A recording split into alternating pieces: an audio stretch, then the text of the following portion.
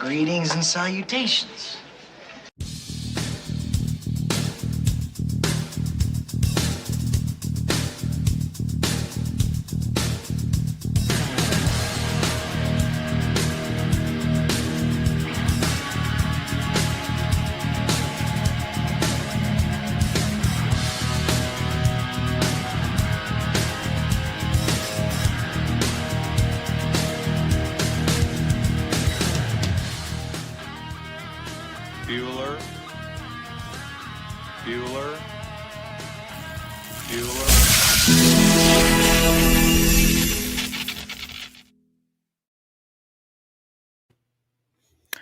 Hey, good morning. I am Sam, and you are at After the Bars. How is everybody? I don't even know why I'm laughing for real. I haven't said that in so long. It didn't even sound right to me, so I know it didn't sound right to you guys. But good morning. It's so good to be here. Definitely wanted to come check in with you guys. I haven't seen you guys live in a really long time. And I haven't really done many videos in quite a while. So I just thought I would come in and check in and just to kind of see how it feels. Do you know what I mean? If it feels good, maybe I'll do a show tomorrow. And then if it feels good again, maybe I'll commit to just start doing them every morning again. But I need it to feel good for me. And this is the reason why, guys. I love my Samsters to death. I do. Everyone's been super supportive. It just felt like I always had something going on, and it was always, I was questioning the decisions I was making. And once again, and just financially being distraught and like all these things. And you guys really stepped up when I hurt my thumb on the GoFundMe, and a few of you in the background have helped me out. And but I don't want this to be a sad sack, show. So I said on my last show that's a thing of the past. I will never mention my personal financial situation ever again. And I'll just try to do a good show that you guys out there would want to support. And it either works or it doesn't. So, but I am tattooing a little bit more in a private studio here at my home. So that'll kind of help buffer, any emergencies I might have. I can, call somebody and like, hey, come get a tattoo. But my back is in major pain always. And it's just really hard. It really is. It's really hard. Like I had to get a different chair for in here because even sitting for like a half hour, my back was just trashed. But anyway, that's enough of me. How is everybody? So today we're going to talk about the Brian Harpole interview that happened yesterday. I don't know if anyone's seen it. It was pretty good. I mean, if you can see it through the lens of just knowing that this guy is full of shit, it's a pretty interesting interview. I think what got conveyed to the people that understand he's full of shit 100%, except for his feelings for Charlie. Like, I do believe he loved Charlie. And that's about all I believed. I mean, I'm sure there were other truths in the interview. But I don't think it's a stretch for one to say that he came on for a reason at a certain time. The time was now to get the narrative of the security out there. But where he messed up, where he really effed up was that he tried to put the blame on someone. And you got to remember, this guy's an ex-CIA operator, what's it called? Blackstone. He's an ex-Blackstone operator. Brian Harpole basically stole the TPUSA contract from some dude named Sharp Security. Basically stole it, took most of the guys that worked with him there and formed this other company. And And there was a lot of deceit in the background. A lot of things happened that wasn't cool. And maybe we'll get into that on a different show, but I think it's very telling that he tried to put the blame on someone, and we're going to get into it. I'm going to play some clips and we're going to get into it a little bit. That he tried to put the blame on somebody else, and that the questions that people really wanted answers to, that he should have had answers to,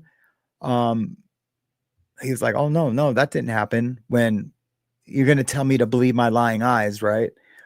And so there's just a bunch of things. So we're just going to touch on that. I just wanted to come really hang out with you guys, but I definitely want to talk about this, and that's what we're going to do.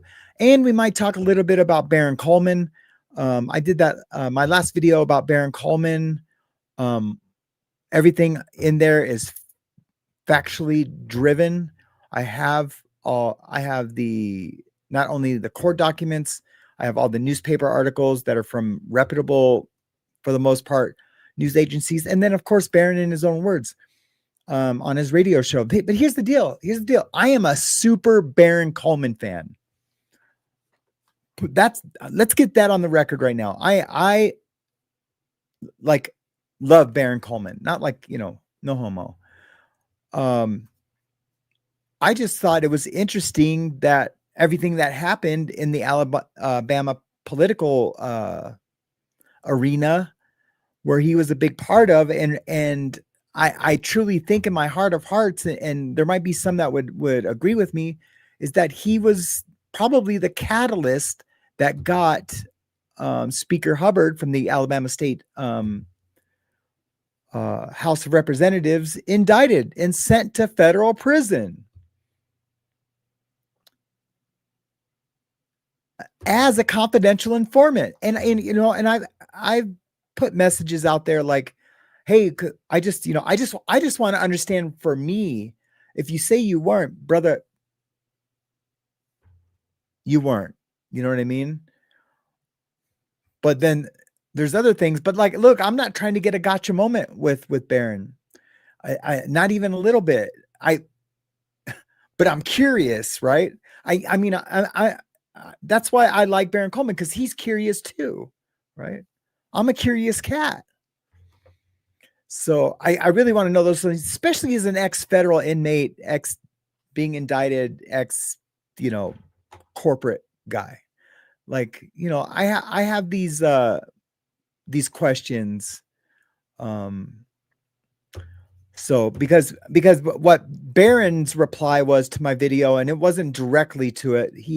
Someone said in his chat, was like, hey, they say you're a Fed. And he's like, I ain't a Fed. He's like, but if I was, I wouldn't tell you, right? That's exactly what a Fed would say. Haha. But he said, no, but someone said I was a confidential informant.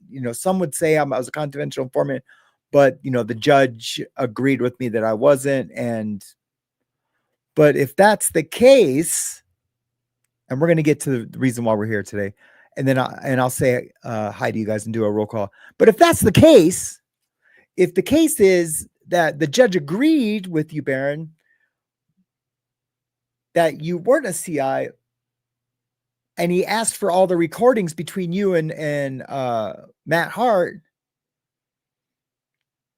then I truly believe that your affidavit, the affidavit that the defense filed, would have been granted. So he didn't agree. He agreed with the prosecution that you were a confidential informant, and the case moved forward. I mean, or he could have just said, yeah, no, you haven't proven to me that he's been a confidential informant since 2012 or 14. I can't remember. And this is in 2016. I don't know. But here's the deal. Like, I don't care if he was, I don't care about any of it. I just want to understand the story, because it sounds like a book could be written about it. I'll write the book. Baron. Yeah, let me write that book. Super interesting. But anyways, maybe I'll do a whole show and show you guys all the proof and the motion, all the things. So yeah, I don't know. I'll be right back. I love you guys. This has been After the Bars, and I will be back in 2 and 2.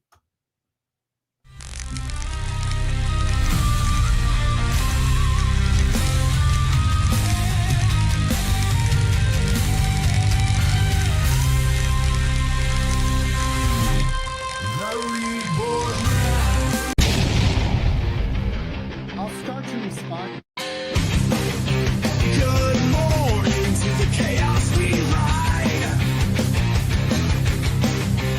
So when I get texts, my own ideas,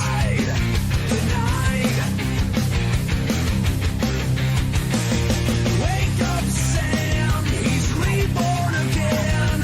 One step forward from where he's been. Turn up the noise, flip the script today. Lights on, Sam, we've got dues to pay. A world on fire, but the winds still blow. This is morning mayhem. Welcome to the show.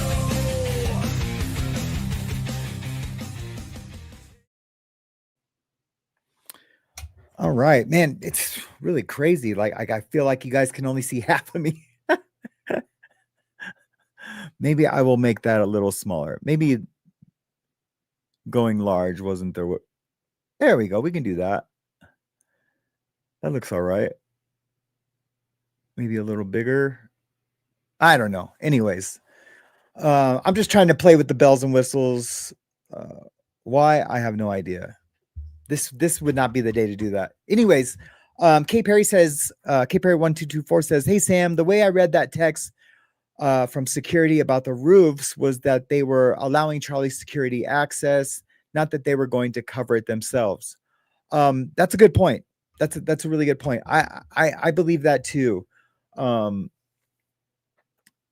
do. I do. I think by saying, what did he say? He just says, yeah, I'll cover it. Or now I don't remember. I shouldn't have started talking about the Baron situation. Because now I'm all discombobulated in my head. I'm already a whack job, right, Danette? Only a whack job would do that. Yeah, but here's the deal, K Perry. Even if he was saying, I'll cover it, and he meant I'm going to put my guys on it or whatever, and he didn't, who's at fault for protecting Charlie? Who's responsible globally for protecting Charlie? It was Brian Harpole and his crew. 1000%. He should have followed up. I bet you there's going to be 1 million security, ex-military, Navy SEAL guys who all work for these high-end, lightweight CIA security companies coming out and saying, no, you should have followed up. 1000%. You should have followed up right there with the text and said, well, how are you going to cover me? I need to know because it's this guy's life. This guy's life is in my hands. So either way, he effed up, but I agree with you, K Perry. In as much that he should have followed up, even if they were going to cover it. Anyways, now I'm Sam-splaining. Look, I've been here exactly 14 minutes and I'm already Sam-splaining. I would love to do a show with Baron, but I think I'm too small now. I'm too small. It's crazy. When I did my first show on Baron Coleman, I probably sent, I bet you 8,000 of those subscribers came from my channel because I did 2 videos and with 80,000 views. So let's just say 10% went over there to check him out. Let's just say 5%. So it'd be like 4,000 of his new 50,000 subscribers. And then Ian Carroll was, and I'm not saying like he owes me anything, but he was like 3,000 or 6,000 subscribers. Now he's almost 50,000 because he's smart and he's good. He's good at doing this. So I think there would have been a time where I could have done a show maybe with him. But yeah, that ball would be in his court, just like he left the ball in Candace's court for him. But yeah, I would love to, man. I would love to. I would love to talk about the Alabama stuff. That's all I would want to talk about. But yeah, he's a pro. He's a pro. It's funny that he wasn't really trying to do a show before doing the Google Trend stuff. But now he has basically been given a show. I mean, because of his talent, though. He's been doing radio for however long, political commentary, and AM radio, FM, talk news radio for a long time, and it's good stuff. It's really good stuff. I mean, it's outdated. All the stories are super old, but it's good stuff. So he's a seasoned pro. And so anyways, yeah, that would be awesome. Yeah, thanks. I appreciate that.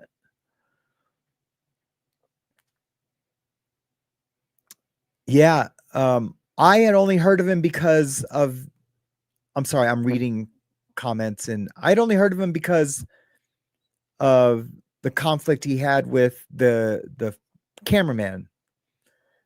And there was only, I don't know, like 1,000 views when I went and watched that one. But anyways, thanks for participating in the conversation, K Perry. I'm going to go ahead and just say hi to everybody. If everyone's still here, look, man, we have 14 people. Hell yeah. That's good. That's perfect. Cause I'm way out of practice. Good morning, Mac. Good to see you. That's Surviving Together. Sending you loves and hugs as well. Misha, good morning to you. I hope you're still here. Also, good morning to you. Sending you loves and hugs. And then, of course, James Collins Cares. He's in the house. James Collins Cares. Where's my cheering? Where's my cheering? Where's my crowd cheer? Damn it. See what I mean? I can't find my crowd cheer. That sucks. That ain't it. What happened to my crowd cheer? I must have got rid of it. Damn it. We'll just use it.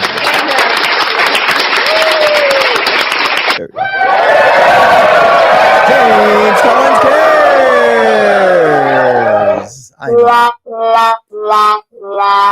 I know that was a dud. That was a dud. I didn't do it. I didn't do it good.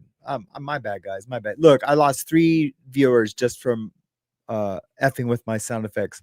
But good morning to you, James Collins. And then Danette, our resident whack job. How's it going? No, wait, I'm the resident whack job. You're the doctor. I'm the patient. Shell Dubs in the house. Good morning to you, Shell. Good to see you. Of course, Kay Perry. Good morning to you. Thanks for being here. WWW. Look, my whole chat is all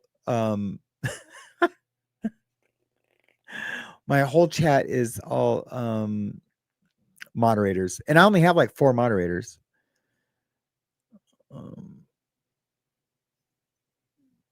Yeah, I believe I will grow bigger again too. And this is what's going to be different from now on, is that I'm going to try to release control of my decision to be on YouTube to God. I mean, it's everything is His will and His plan anyway. Of course, I have free will to make decisions, but you know what I mean? Like, His plan for me is His plan for me. If it's to get killed tomorrow in a car accident, or always just be a mediocre, podcast show, then that's what it's going to be. But I am going to stop beating myself up over it and stop, trying to be in control. that, and I am going to announce that at the end of every show, like, this is God's will. Let the chips fall where they may. I'm going to try to stay obedient to God, and I'm going to try to abide in Christ. That's all I can do. So what happened? Where did everybody go? Well, I talked about God and I talked about something else. Oh, and I messed with my sound effects. So, so they're gone. See you later, alligator. Bum, bum, bum, bum, bum. And after a while, crocodile. See you later, alligator. That's why we have crickets. Where is everybody? Jeanette's still here, but she's laying in bed still asleep. Oh, Mac is still here. Everyone's probably working. They probably all just came to say hi because we haven't been together in a while. But here we are today. There, I don't know how much I want to talk about my personal stuff anymore. I like not about money and stuff, but I just have some medical stuff, nothing terminal like that. Nothing terminal. I don't want to like say that like I'm dying. I'm not dying. But I have some medical stuff that makes it hard for me to keep a clear head. And it makes it hard for me to not get angry. And that's why like today I'll be in the chat for most of the show, but that's why like in the future when I'm doing a show with covering events and trending stories, I'm just going to cover those stories and then do super chats at the end. And then of course I'll talk to my moderators, and then, the original Samsters, I will always don't have to leave super chats to get read. I will always remember who they are. The OG Samsters, I guess. But I'm not stunned. I moved into a new place. I'm still unpacking. It's hard to move when you're in a wheelchair. Oh man, that's crazy. I didn't know you moved. Yes, it's got to be very hard to pay. Do you have people helping you, Danette? If you were here locally up here in Montana, I would send a crew of my guys over to help you out and get you going. What did Max say? Oh, book launch successful. Hey, yay. That is amazing.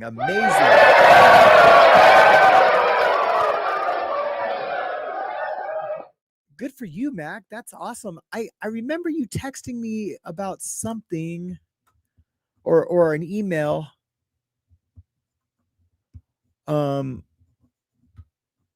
Yeah, and then I had to be away for like a few days for personal like relationship stuff. I had to be separated for a few days. It was right around that time. So yeah, I apologize if I was committed to helping you in any way. But yeah, that's badass. It's badass that your the book launch was successful. And I won America's Award for Women in Journalism and Creative Arts. What? Dude, that is so badass. And Mac won the WCW American Awards for Women in Journalism and Creative Arts. That is super. Okay, don't worry. That's the last time I'm going to do that.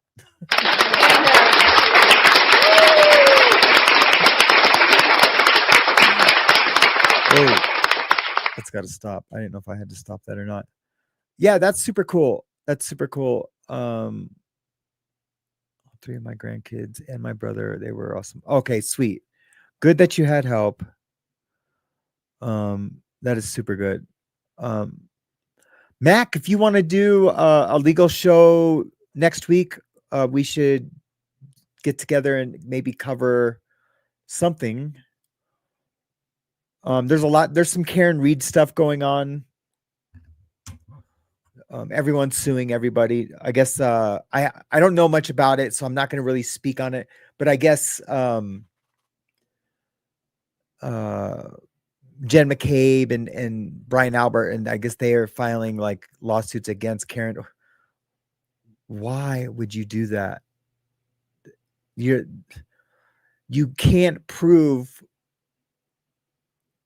anything because it never happened. So you can't prove any kind of maliciousness. I haven't read their lawsuit yet.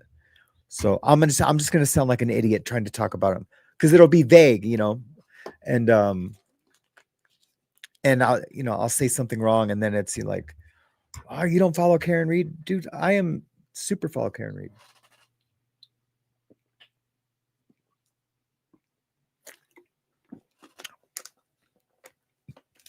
But what else is going on? Is there any recovery milestones? Does anybody have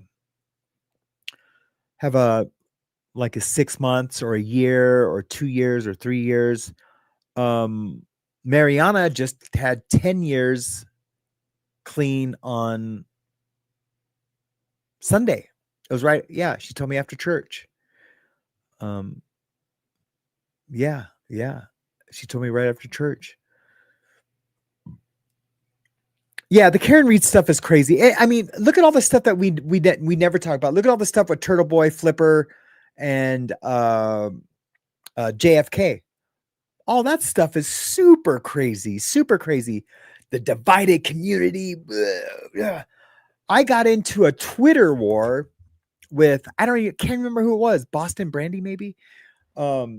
I got into a Twitter war because I called out some dude from Australia for sticking his nose into business that he really just, I get it. It's called the World Wide Web, not the Boston Wide Web. Or the United States Wide Web. So I get it. He's allowed to, but to be so emotional and so vile with the things that he was saying about this poor girl who, filtered a picture, but it was still her, filtered a picture. It might've been a couple years old. She had put on some weight and he was just bashing her, saying that she catfished Joe Flipperhead. What the F, dude? Anyway, so I called him a punk and wanted to fight him. And the only thing that's keeping his eyes from not being black is a plane ride. Yeah, I went crazy, man. I turned into my old self. It's crazy though, how the Holy Spirit can even dull and soften the anger or like the tough guy shit that, that used to reside in me, or, not like with innocent people, but, being a bully's bully. That I used to be, that was super violent, especially in those high security federal prisons. You have to be super violent, but the longer the Holy Spirit resides in me, I don't even know what I'm saying right now, but the longer the Holy Spirit resides in me, it all just like kind of washes away. And then you become like this, like emotional, in a good way, sensitive guy who has that fire inside though, that his violence of action could be pretty severe. So it's kind of a trip. It's crazy to live with all of that inside you. I don't know, but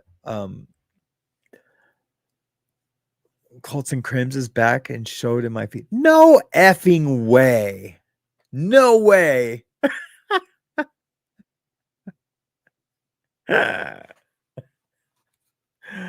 That is crazy. That is so crazy. Yeah, wow. Yeah, that is nuts. I don't know where John's at. When right after my GoFundMe and I was getting back on my feet, he loaned me some money and I'm just now being able to pay him back. So he might be upset about that. I don't know. Or he might just be working, but he usually gets a hold of us if he's working. And we've communicated, not in like a week or two, but yeah. And I'm just guessing if he has an issue with that. I don't know. I will. I'm not going to do it now, but I will. I will call him. I don't want to do it now. I don't want to do it now. And not because him and I, but I, you know, I have a show. I'm doing a show right now, but yeah, I'll definitely call him today. And I would love to do a show tonight with Russ, do a yard time show. Since this is feeling kind of good being in the captain's chair again. This is good. I needed this. I needed to get my sea legs, if you will. Yeah, it feels good to be with you guys and watching your guys' conversation and just kind of hanging out, seeing all the familiar names, you know, even though it's only a few. It's good to see you. Yeah, but back to K. Perry's comment. On a side note, Colton Crims is back and showed him my feet. That is so absurd. I don't need. It doesn't even make sense to me. How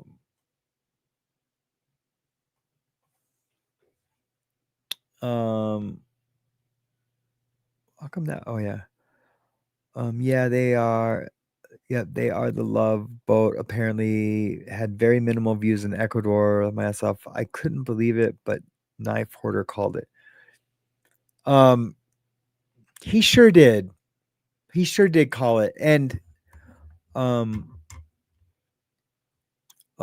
love Knife Hoarder. It's you know, he's on a mission, you know, and I respect him for that. I couldn't do it. And it's not about calling a spade a spade. It's about the consistency of doing it. And what's crazy, I don't ever get notifications for any of his things anymore. Even when I go and watch something, I make sure I'm subscribed. I make sure that, you know what I mean? Yeah, I don't get any notifications anymore. He's having heart issues again. James, are you serious? Are you seriously leaving right now? It's crazy. All right, man. I love you, bro. Hopefully all is well with you. We'll try to talk soon. All right. Oh, he's sick? James Collins is sick? I better check my phone.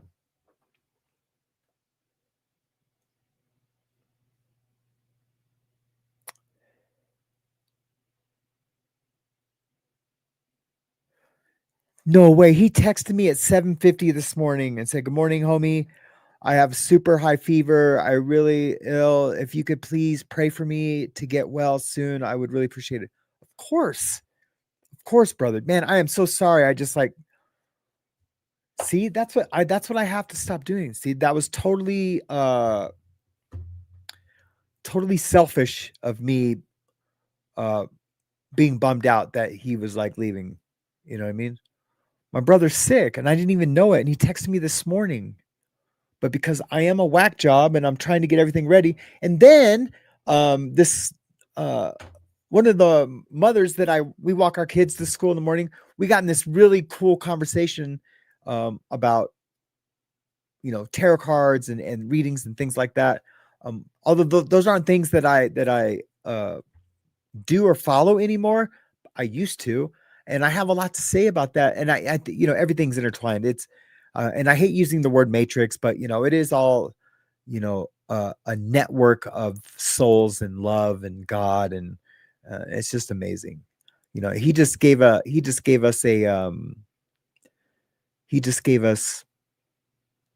Jesus so we would have a recipe to not have to come back and forth in this life to learn the love of God and everything else. But anyways, that's a whole nother topic. It's crazy. Shell Dub, thank you so much. I really appreciate that. Thank you so much for the super chat. It's been a while. And I'm glad I'm back too. Let's hopefully it stays this time. I really had like when I came back after the summer break, I was so like excited, but there was so much external stuff attacking me. It was just impossible to come back. I tried like 2 or 3 times, and I mean, like if you're in a phone conversation and you get, you're talking with people and you get upset, you're just like, you know what? I don't need this. And bam, I did that twice with the show. I was like, yep, I don't know. See you guys later. Bye. And I ended it because I was just frustrated with my life that I couldn't deal with my community. Like I couldn't be there for them. And I couldn't even have conversations. I was just super pissy.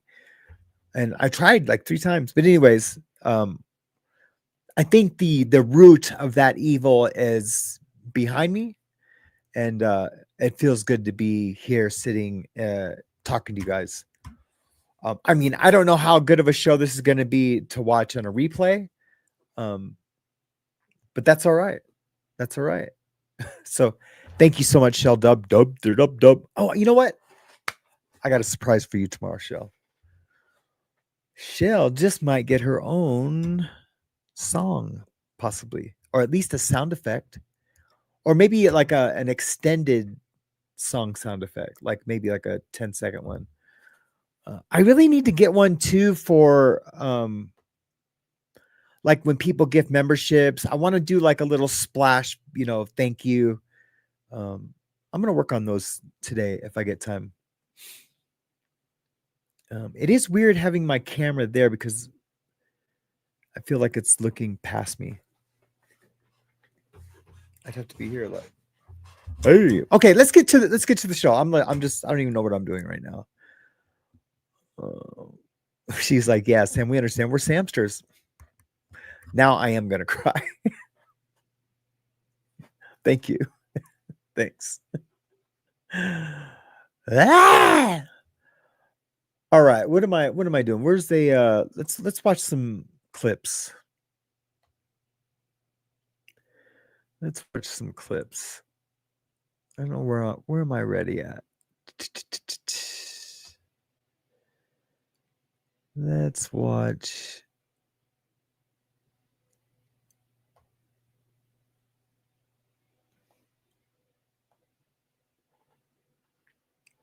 This is Coach Colin. I don't know if you guys, any of you guys have watched Coach Colin. He's pretty cool. I think he's a big guy. I don't know why I said that, but I think he's a big guy. Because he made a comment about something. I can't remember what it was. And I think he's like Shaquille big. I don't know. But he said something about being like oversized. And I was like, wow, that he must be a big dude. He must be a big dude. There we go. There's the camera angle. All right, yeah. So Coach Colin did a show called Charlie Kirk Security Just Blew Up. Candace Owens claims Shawn Ryan caught everything. Here's the deal. Both of these cats are ex-CIA. Let that sink in for a second. Both Shawn Ryan and Harpole both used to work for Blackwater. And at least 2 of the guys that were on Charlie Kirk's team had provided security for Benjamin Netanyahu. So we'll just that's the foundation. These are the people that we're dealing with. Okay, bye Mac. I'll talk to you soon. Mac, do you have my new number, right? I think so. I like a month ago okay. Let's get together, do a legal show. I want to talk legal. So anyways, that's the foundation for what we're dealing with. So you have to remember that when you're hearing him talk, hearing the things that he's saying, and because of who he is, questioning his sincerity, it's funny. You can tell when it's true. When the words that are coming out of his mouth, you can tell that it's true because he doesn't stutter or look away and have to review the story that they've come up with that he needs to tell. And when he's telling the truth, it shines through. And so I kind of get it now. Like when people do, what are they called? A lie detector test. Yeah, I can't believe I can remember that. When people do a lie detector test, you know, they do like baseline questions and then they go from that. And then that's when they see if anything changes. And then, you know, I thought those guys in the club were taught how to do interrogations or do, you know, to act and he's not good at it, or it's a double psyop. You know what I mean? I'm going to pretend not to be good at it. The internet's going to be inundated with more conspiracies and stories, maybe to get the focus off Erica Kirk right now.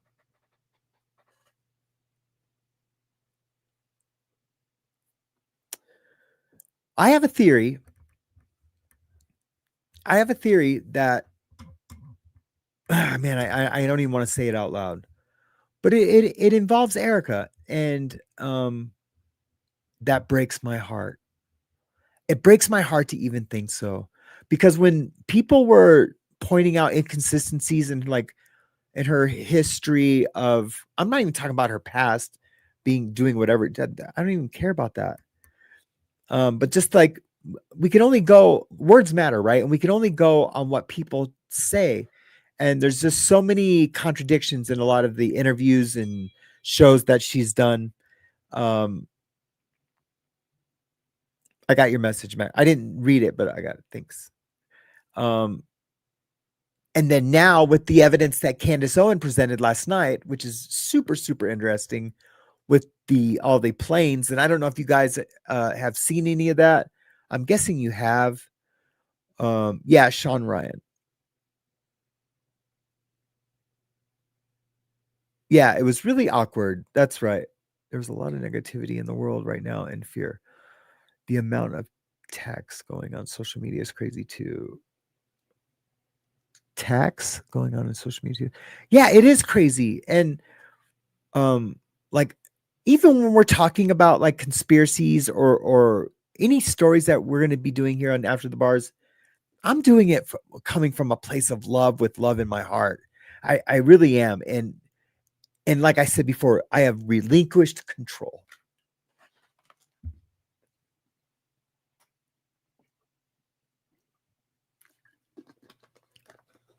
It's gone. I've relinquished it. If you watch like the video I did before my last one, like where I'm in it, you could see I was I see it, but I can see to my face I was like at my breaking point spiritually, with no direction and with some not counseling, but with some guiding from my pastor. Has just been I feel like I'm in a new you know how like our life has these big chapters, like my life, how I went from surfer kid to working in the movie industry in LA, and then really get into computers and operating systems in 94 and 95, right when Windows 95 was in beta, really. So that was like 93, 94.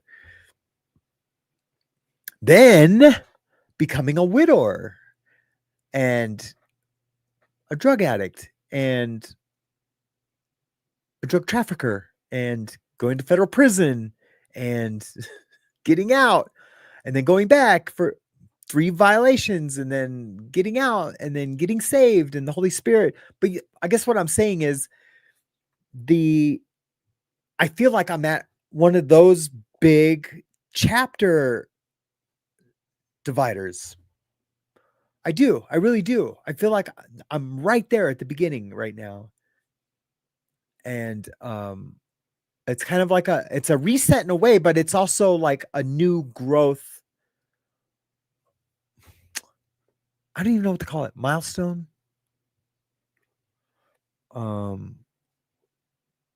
Achievement, no, not achievement. We could say season, or it's a new season. There are. Wait, what's going on, Misha? What are you talking about, Misha? I seen Awaken there, and I just had to read it. Can't stand it at that's why a bunch of us have started doing the meets. There are no algos, no plays for hashtag subs, etc. No expectations, no cameras, etc. Just love and friends. I need to do one. I want to do one. You know what? I probably have 3 emails with invitations from you, and I probably missed them. That's a great idea. I mean, even just as like a what do you call it? Like an addition to doing this show, you can kind of decompress, do like a social media decompress in the meets. Like you said, it's just friends hanging out. We're not trying to be clever and to become clickable. All that stuff is subconscious for me anyway. But yeah, it's more authentic. Yeah, I agree with that. It almost has to be. It almost has to be. Misha says, that's recognition, Sammy, something we didn't understand long ago. But now I am glad we see it now. Go through with the intentions. You got this and you've got us. Thank you so much. I appreciate that more than you know. But you probably do know. You probably do know. And let's talk soon about all your stuff. Right when we just real quick, Danette, right when we were, remember I had listened to the audio and then I got the other things, is when I had some issues here at home. A lot of it is, I'm just going to kind of give you just a general idea of what, my significant other, she, has trauma also. And, sometimes it's hard for her, especially when I'm spending so much time on all of this. I mean, you guys can't see it, but like I have 2 firewalls and a bunch of, computer network stuff over there. And then all these computers, around me and laptops. And, if I'm not speaking her love language, then things can be bad, in our relationship, and a lot of jealousy, with Gmail and everything. And so I kind of have to like step away. And it sucks, but I just wanted to say that. I think I went through that one other time when Tommy and I first broke up. No homo. When him and I first broke up, I think I did a really emotional show on my relationship, and we had just made up and we're like healing together. We were going to do a podcast to talk about relationships and being Christians. There is a difference. I think what, having a belief in God or higher power, and you truly in the beginning, like I've been in tons of relationships, even a previous wife, where like in the beginning, I didn't say, oh, this is God given. I didn't say, oh, you're my soulmate, but I loved her enough to marry her. And she was my best friend. And we were like in love, in lust and love, everything. But I I wouldn't have said God had given her to me, but the relationship I'm in now, I do believe it's God given, but I don't know. I don't know why, because there's so much. But anyway, so we are God given. So when it gets really hard, instead of being able just to walk away or get counseling and then realize, okay, this isn't working but when you truly are in a relationship that comes from God, you hang out for a while and you try to work out the worst of the worst. Because, you know, that's what is written, you know. I get it. Look, I have a divorce, you know. I've never talked about or described, what would you call it, an unaliving of a spouse. But you know, I guess what I said when I didn't really know why it was God given. I mean, I do, but I don't know what my role or what my duties as a husband are in this. And I think it's something a little different than what she believes. And I think that's where we butt heads, right? I have this vision of husband and wife, and she has a vision of a Christian husband and wife, and it's they're two different things, all the while, you know, being in love, you know, immensely at one point. So I don't know, why am I processing this? Am I live? Holy shit. What the hell am I talking about right now? Now I'm going to have to take this live down. That's so crazy. Mr. Let Go. Yeah, King Yeti. Mr. Mr. Let Go killed it. I mean, I would have been on this regardless because, you know, I cover this, but I just got hip to Mr. Let Go and I watched it, and I'm a fan, man. I'm a fan of that cat. That is a cool cat, and his co-host. Yeah, they did a good show on that. I actually have clip. Let's watch that a little bit. I think I do. Hold up. I got it. I knew I had it. I got the blunts rolled up. Let's watch a little bit of this. Thanks, King Yeti, for reminding me that I am doing a show right now. I'm seriously gonna have to like cut that shit out. But anyways, I love you guys. Thank you so much for being here. And no, I'm not leaving. Okay,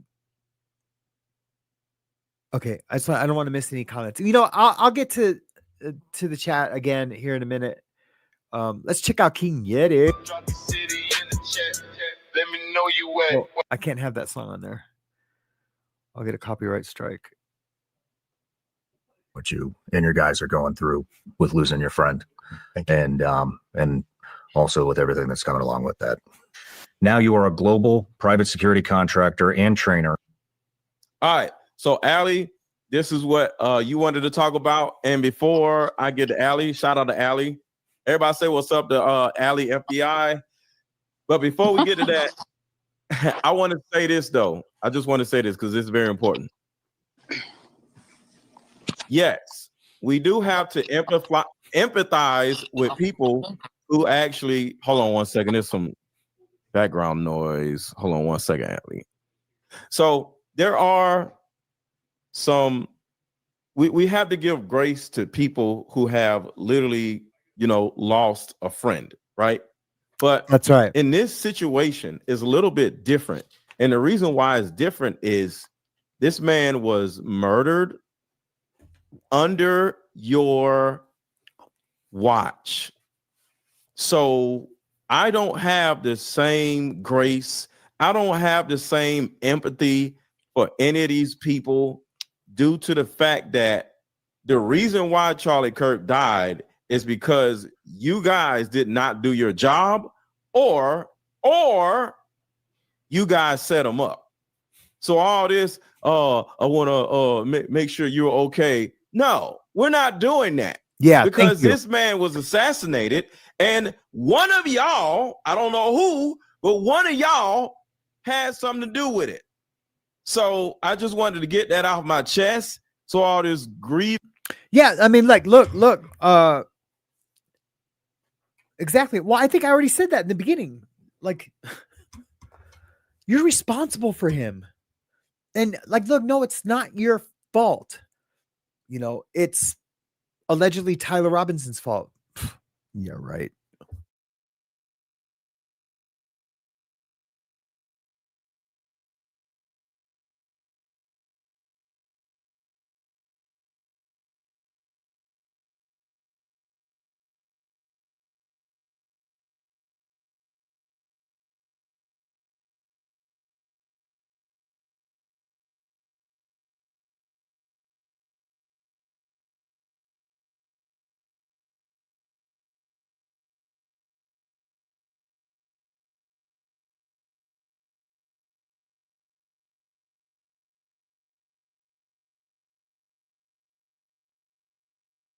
And all this stuff, y'all ain't grieving.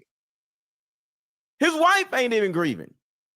Y'all are jumping up and down with joy. Y'all are getting more money and making money hand over fist because this man is dead. So I don't.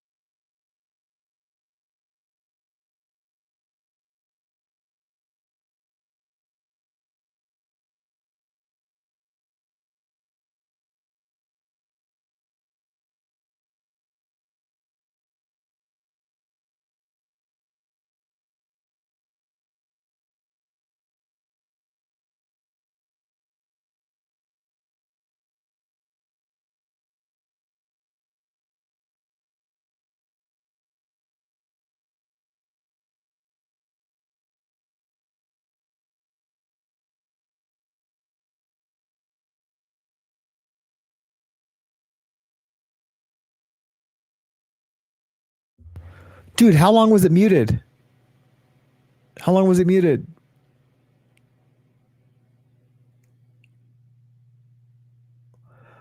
Thank you, Misha, for putting the link up there for me. You were amazing. 10:14. It's only 2 minutes.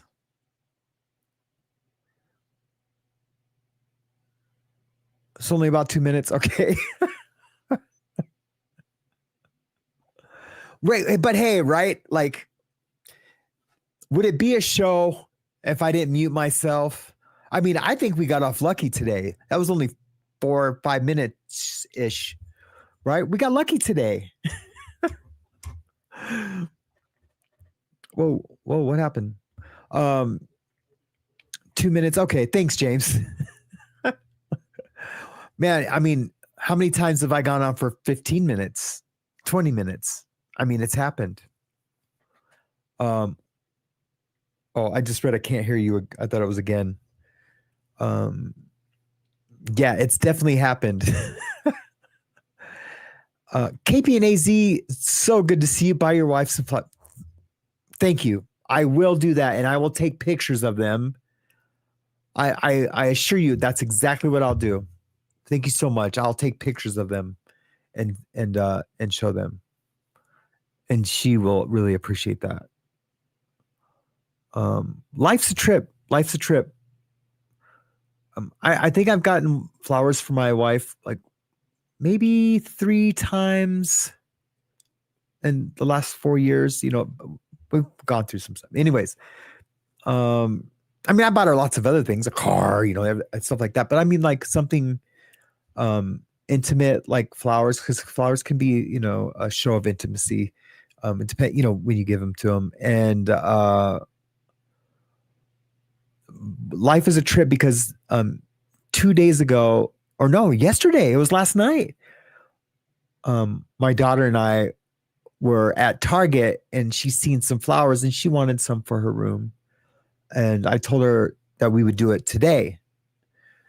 And then you just sent me that for flowers, kind of like nudging me along, because she had asked, do you know, you should get some flowers for mom. And I was like, I don't think she's really like a flower like type, you know. And she's like, what? You know, she's only 6. And she's like, what, Dad? She loves flowers. All we talk about is flowers. You know, I'm like, okay. So I'm doing that today. And thank you. Anyways, that's why I said life's a trip, because it's not like flowers is a normal thing for me to do for her. And I had just talked about it with my daughter for the first time ever. And then you did that saying, here's for flowers. Whew, boy, it's hard. It's hard being Sam and Sam-splaining. I think it's because I'm out of practice. So yeah, that it seems exhausting to be a Sam-splainer. Because normally I can Sam-splain forever and it doesn't exhaust me. But when you get sick of hearing your own voice, you know, like, okay, you're Sam-splaining.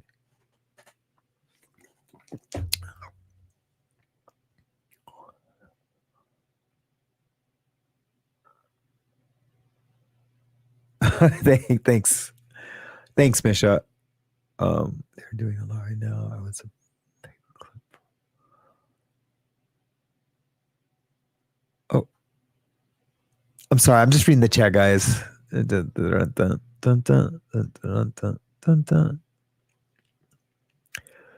Yeti, dude. That when I see certain people's names, I always like Anti-Monkey Pants. When Anti-Monkey Pants first came into our community, I just had to know, like, why do they call you that? Because I love it. There has to be a story behind it. Just like King Yeti, there has to be a story behind that handle. Everyone else I pretty much know. All right, that's fine. Have any empathy for none of you people who were there at the event, and your job literally was to save his life or keep him alive. And virtually everything y'all did the opposite.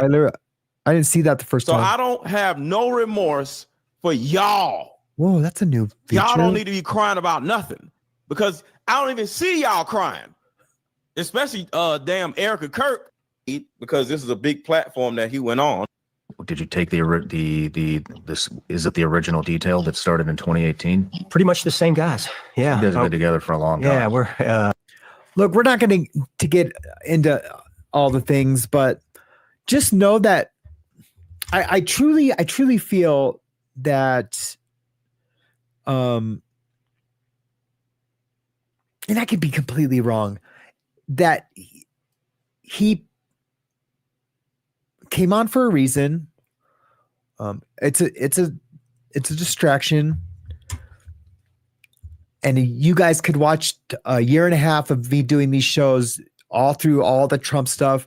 I've never once said this is happening as a distraction, because it's really hard for me to believe that it's a coordinated effort to be like, oh, we're going to distract them with Epstein so they don't look over here, or you know, we're going to I've never ever once said that or even really believed it.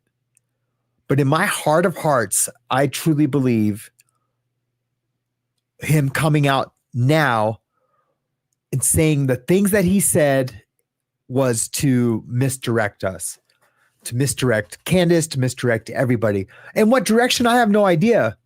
But there's got to be something, not just one thing, but there's probably 2 or 3 things that he talked about that are going to steer something or somebody away from it. And, you know, anyone smart will see it that way and know what that, you know, that key, you know, element of what he said, they'll know what that is and they'll call it out. And I mean, it's going to be Candace, right? I can't wait to hear. I know Candace spoke a little bit about it yesterday, but you know, it officially came out yesterday, but it'd been behind a paywall for like 4 days. Anyways, I want to get to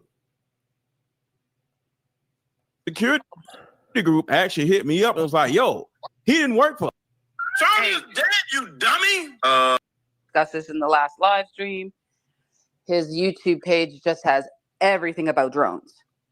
And Plus, he he's- is a on, guys, I'm just professional drone. This And here is a just very- mad. It's about, it's his fault. You didn't go on the roof. He said, I got you covered. Well, go on the roof. And if you can't get on the roof, call him back. You bitch. Put your glasses back on. let's See? talk about the roof Sorensen for a Center. second.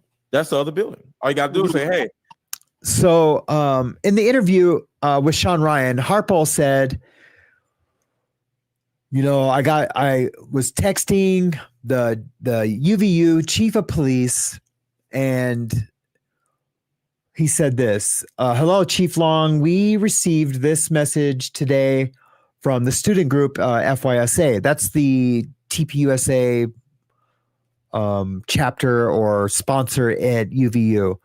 There is a student roof access pretty close to where CK will be set up at in Utah Valley. The Sorensen Student Center has a couple of staircases that go up to the walkways on the roof. And then the chief of police asked, you want access to the roof? I was told students have access above us. If this is true, it would be nice to either have it controlled access or allow one of my guys to be there as well if possible. And he said, I got you covered.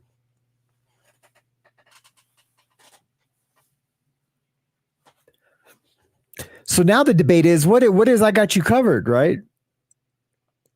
Because it's the exact roof that Charlie Kirk that allegedly Tyler Robinson was on. It's the same roof that they're talking about in this one little text. I got you covered.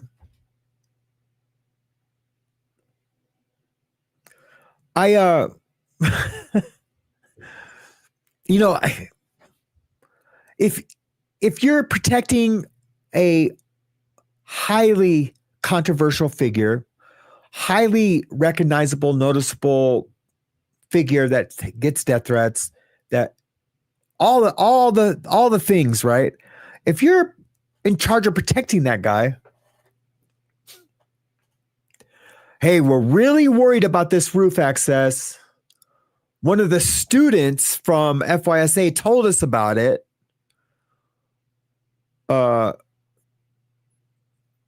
What's up with that? Oh, I got you covered. Thank you, sir, is what he said. Thank you, sir.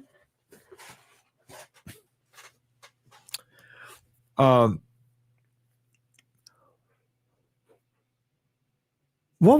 would your response be? And that was, he responded to that 4 hours later. Okay, thank you, sir. Man, my conspiratory thinker is going crazy right now. Crazy. Let me just give you just something outlandish, but like really anything's possible. And how many times have I talked about conspiracies on After the Bars? I don't know. I bet you can count them on one hand, though. Maybe two hands since Charlie Kirk.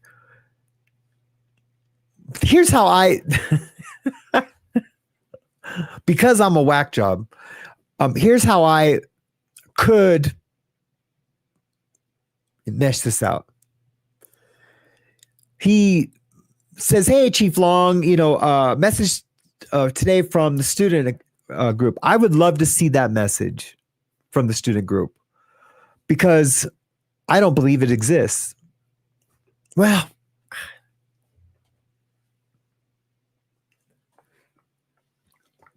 it might exist. It might exist. But let's just say it doesn't exist. So is he providing himself with an out, or like look, these people are smart, and they overseas, that some people are calling Philadelphia. Because no, it's true. My stuff's getting shadow banned when I talk about it. They think of everything. I mean, look at all of the Baron Coleman Google Trend searches. I mean, they're Googling these people for a reason, so they can know the exact layout and milieu of where they are doing an operation. They got to see who they could possibly flip. They got to like create these things and those things, and be accountable over here. Meanwhile, the left hand over here is doing something. Because look, if we believe Barron and the Google Trends, which they're real, I mean they're just on Google, that speaks to something. So it's for sure that there was an operation. Can we all agree on that? Put a 1 in the chat if you agree. Like, look, this is an operation because of the Google Trend stuff and the other things, all the fishy stuff. Rob McCoy, the wonderful, amazing Mikey McCoy. Because of all that, all put together, like, look, there was an operation. I mean, I'm not saying Mikey McCoy knows about an operation. I'm not saying even Rob does, but if I had 2 houses, I would bet one of them that Rob McCoy knows probably almost everything about that operation. That's for another time, and I'm gonna leave Barron to that. So it's pretty wild, right? But anyways, maybe it's just a text from a student to the security to that, and it means nothing, right? And this chief of police isn't responding back to TPUSA. That's a whole nother thing. They're reaching out to him like, hey, and he's not responding. I mean, would you though? Would you respond?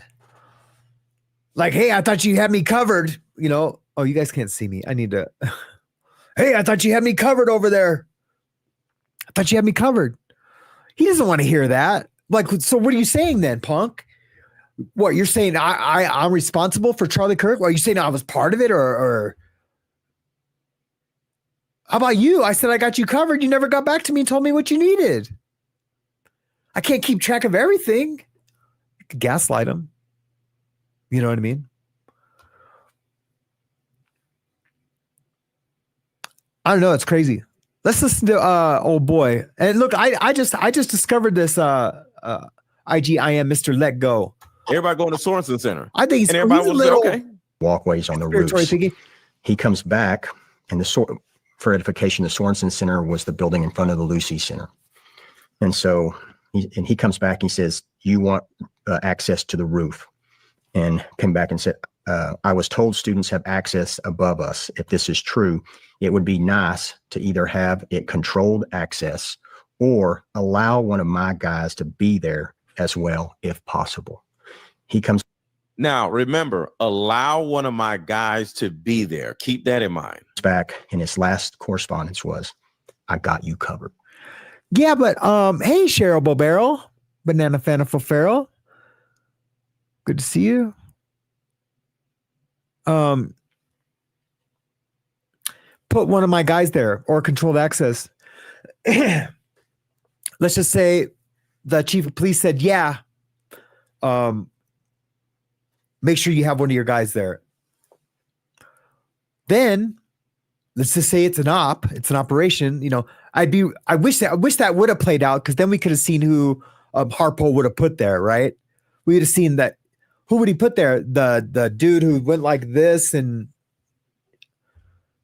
Charlie got unalived right then? How about that guy? He was one of the guys that protected Netanyahu. What do you think about him? And who's he? Was he protecting the crowd from Charlie, or Charlie from the crowd? Because he was just watching Charlie. But anyways, that's another thing.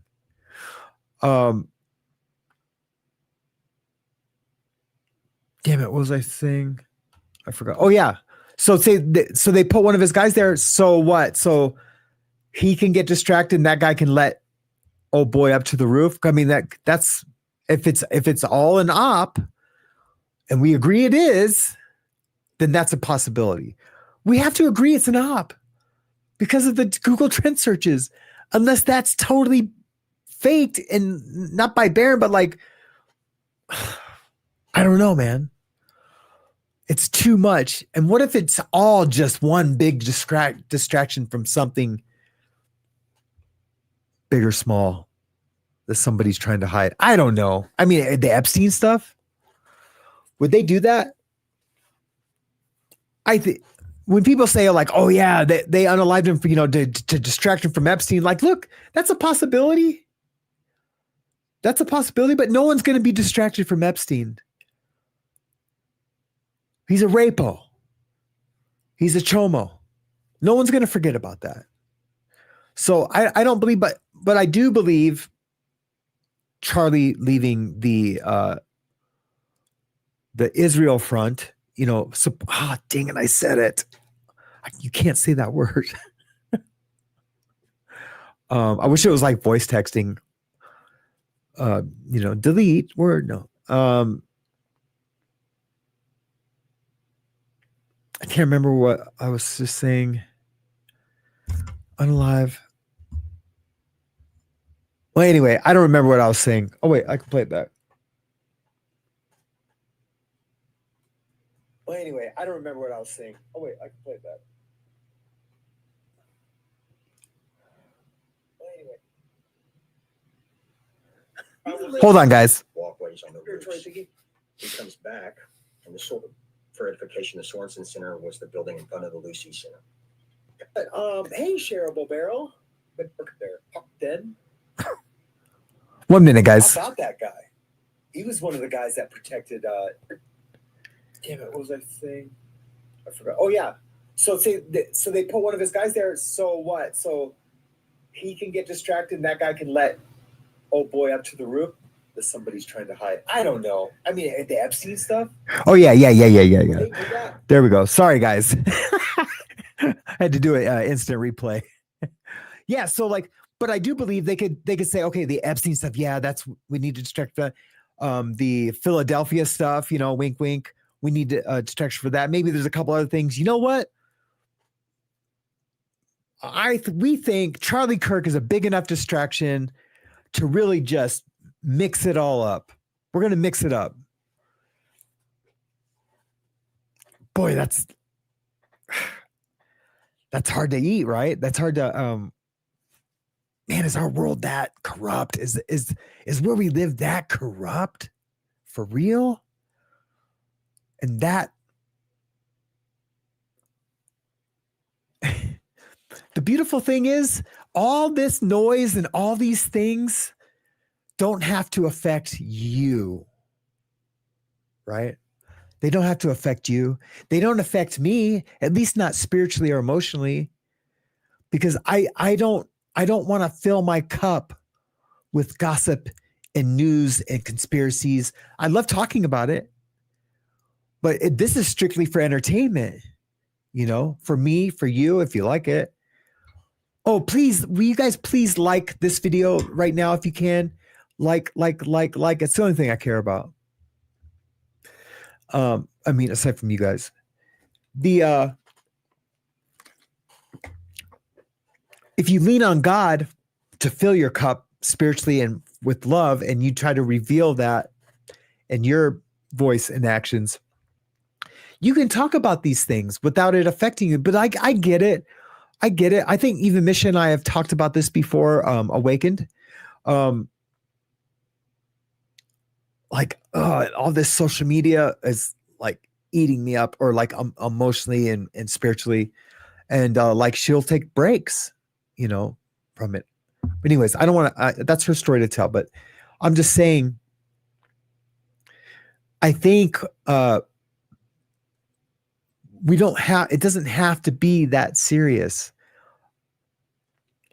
They're serious topics, but they don't have to affect you or me today. You know what I mean? negativity, the stuff. We just have to just filter out all the black and negative stuff, and just look at it as entertainment. Anyways, here we go. Stop talking. Stop talking. Oh, I hit the wrong play button. You guys probably like, okay, what are you doing? I was like hitting the wrong play button, like, oh great, this isn't working. Okay. Hold on. And he sits there and looks sad. Allie, what does I got you covered mean? It means I got that text and my ass is covered and I'm good to go, and I'll have that screenshot and I'll share it later. But what I'm saying is, if I was about to do this live. No, and what then I mean, you like said- his answer. Yeah, Brian I'm just Harpole's saying. answer. What Yeah. does That's awesome. Awakened. Awakened says, I'm really feeling some happiness right now, y'all. That's amazing. I am too, for some strange reason. I am too. I am too. I remember when I first started the show with Voldemort. The feeling I would get, especially when we would do the recovery shows. When we do the recovery shows, man, I felt so good.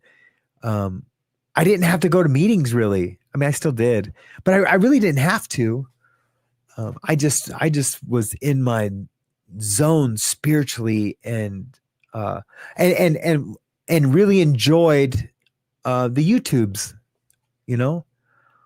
So I get it. Because like these things can be super entertaining. And us like being together, all of us together. Well, we're not together. Do you guys remember that Cheech and Chong album? I always think everyone's as old as me. I'm almost 60. I still feel like I'm 8. Where's my skateboard? I got a new skateboard. You know, I mean, it was given to me. Skaters like to give me stuff. I don't know why. Oh, there's my old one.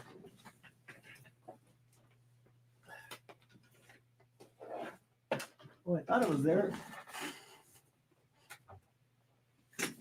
Hey, what happened?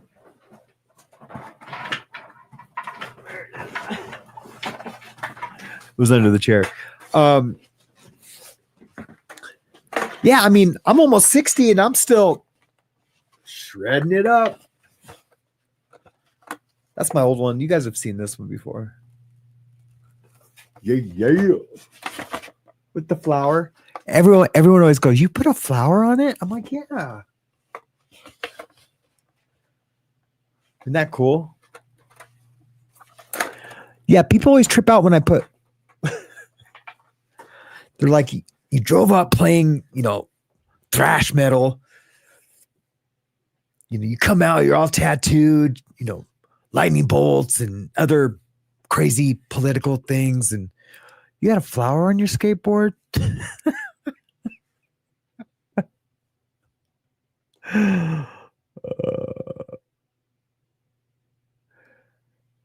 Yeah, it's funny. It's funny. Yeah, no wonder my back hurts. Yeah, you know, when I was getting those injections, that's when I started skating again. When I was getting those back injections, oh man, it was awesome. It depends on which personality wants to come out most. Shake my head. Yeah, shake my head. Awaken says, just looking at that hurts. Hee. She says, yeah, you know, sometimes I'm 8, sometimes I'm 90. Just, you know, it depends on which personality wants to come out most. I'll tell a quick story. Before I tell this story, I need some water. So I was a CD counselor at this hospital in Redondo Beach. It's called not Pacific Shores. That was a high school in Manhattan. Charter Pacific. It was a charter recovery center. And I was the ChemDep counselor, CD ChemDep. And the psych nurses that, because I'd always be in and out grabbing people's charts, charting. We had to do PO charting. It's called problem orientated charting. You'd have to and this isn't even the story, but I'm explaining stuff. So when you do PO charting, you have to say, it's dual diagnosis. You have to say, so-and-so self-medicated, his, major depression with ETOH, alcohol. You had to do this really crazy problem oriented charting. This is when the DSM-3R was out. I think they're on 5 now. But anyways, the story is the psych nurses all thought I was crazy. They used to all say that I had multiple personalities.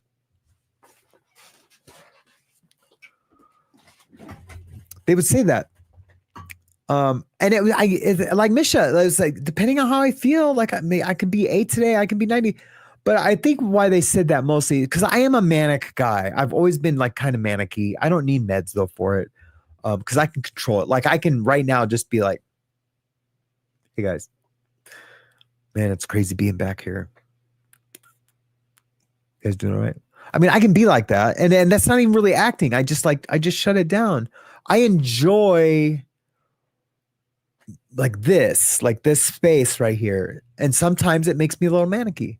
And there's other situations where I get kind of manicky in life, But anyways, and I guess being a chem dep counselor was one of them. What? Yeah. I don't know. But yeah, they all used to say you have so many different personalities. I'd come in a tie one day and the next day I'd come in volleyball shorts and it was the mid 80s.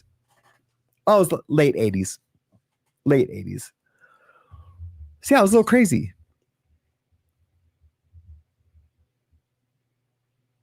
Oh, if Sam felt like it, maybe we could talk about them soon. Yes, I would love to do that. I don't want to commit, but I would love to talk about it. And my only reason for not wanting to commit is because I know I let you guys down last year. And I didn't realize, first of all, I didn't realize what I was signing up for. I kind of knew. I mean, I knew I had to be on in the middle of the night because that's what I signed up for. But I didn't know how important it was. Now I'm emotional. And you guys all know as Samsters, certain things hit me weird. So that's why, Danette calls me a whack job. Without a love, it's nothing disrespectful. Some things hit me weird. And for some reason that just did. I just didn't realize that it was important. But regardless, if I give my word on something, important or not important, if I say I'm going to do something, I should have been there. And again, I apologize for that last year. And I hope, everyone stayed clean and sober and didn't, I hopefully I didn't have an adverse effect on that. I'll just leave it at that. Anyways. I know that, Danette. Don't you feel like the Mr. The Village is not about stressing? Yeah, I know. Thank you. I appreciate that. It's the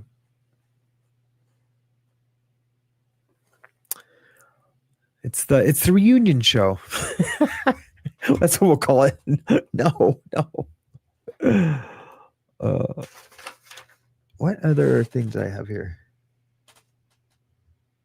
Oh, you know what else I got? I got a what the hell is it? Oh yeah, right there. So a long time ago when I first started streaming, I bought this little Vivitar.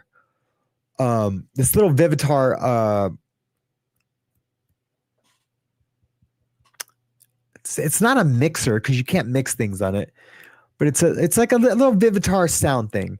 And I was like, it looked cool. It looks like those Rodecaster, things that I really want, like really, really bad, but they're like $400 or, it looked like that because it had the buttons, you know, the Rodecaster's buttons do way killer things. This thing's just like a little toy, got at Walmart, really. But it was in the electronics section. Anyways, I didn't know, I couldn't get a good enough microphone to go through it to work on the streams. And then I realized the reason why is because it doesn't push any power. It's not a true mixer. It's just like a little fun thing. But now that I do have the virtual mixer, this thing works pretty cool. And so it had a bunch of sounds on it. So now I have, like, if someone swears, pretty neat. I can, like, you know, and it's got all kinds of other sounds. And I've already been playing some. But anyways, why am I talking about the sounds? Who got me started on the sounds?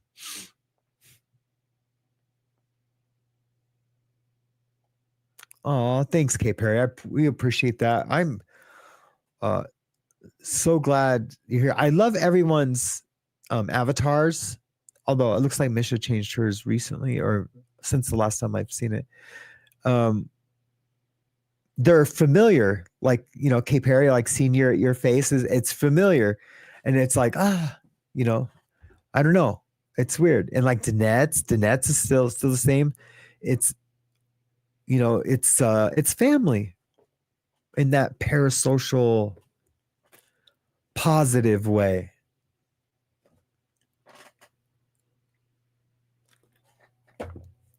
So I don't know. And thanks again, KP and AZ, for the super chat.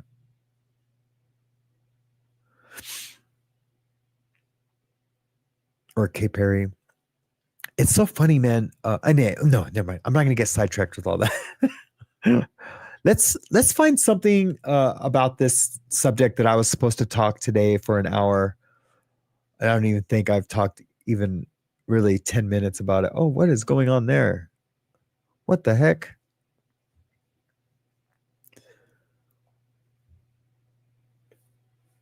Oh, sorry, guys. Hold on. Let me just go past that. You got to be careful when you're on X because you never know. You're on looted land. Whatever, dude. Well, it's kind of true, actually. It is kind of true. Where's the Tom Homer enforcing the law? What other federal agency does she? Did you guys hear about the Charlotte's Web? And was it North Carolina? Or Charlotte, North Carolina? Yeah. They're calling it Operation. I don't know anything about it. I just know they are. There's a lot of upset Hispanics right now, and I just don't know how I feel about it. I just don't know. I want to. I mean, I don't feel anything one way or another about it. Like I said, this is just for entertainment to talk about it. But some things, you know, some things my viewpoint changes, and this is one of them. I mean, I was all down for immigration reform, and I still am. Don't get me twisted. I think the wrong guy is in charge of it. That Tom Homan. I mean, Homan is you know, Trump's little do boy, you know, bitch. Excuse my language. You know, that's what he is. But he comes on there and he just incites like this negativity, you know, just like, this is what we're going to do. We're just going to round them up. We don't care, you know. But I mean, look at his face.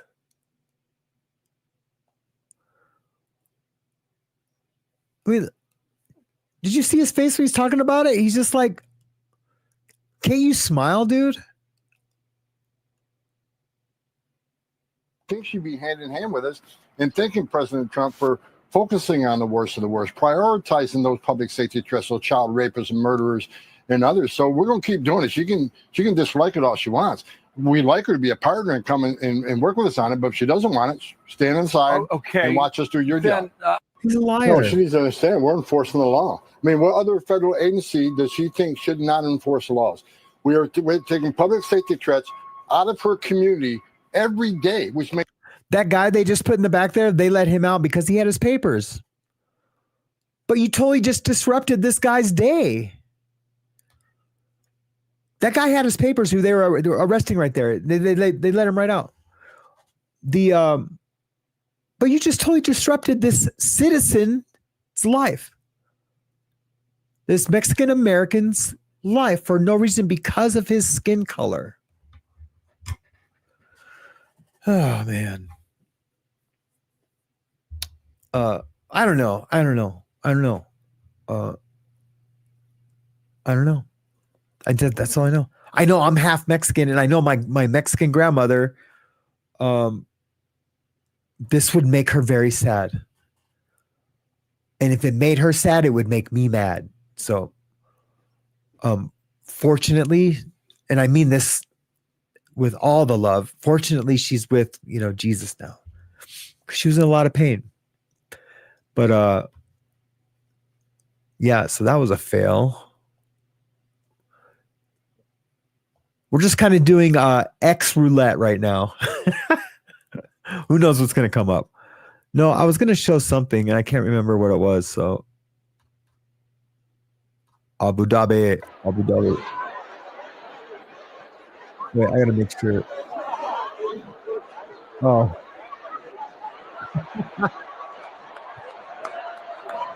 That's cool, man. He's so happy.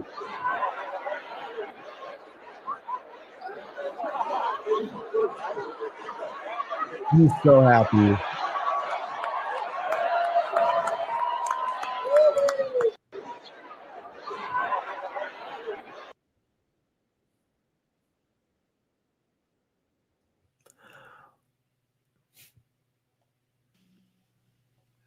I've done a lot of death notifications where I had to tell kids that their parents were dead or their parents that their kids were dead. Here it is. And I know what pain looks and sounds like. This dude's a liar. I wake up screaming sometimes, thinking of kids. He's not. The words that came out of her mouth and how they came out when she walked in that room and saw him. You don't want to hear that. So again, looking at his body movements, his twitches, the weird little things happening with his hands and his arms and his face and his eyes tearing up and that kind of stuff. The pausing, the breath change, the voice change. Maybe. A lot of that stuff to me seems legitimate.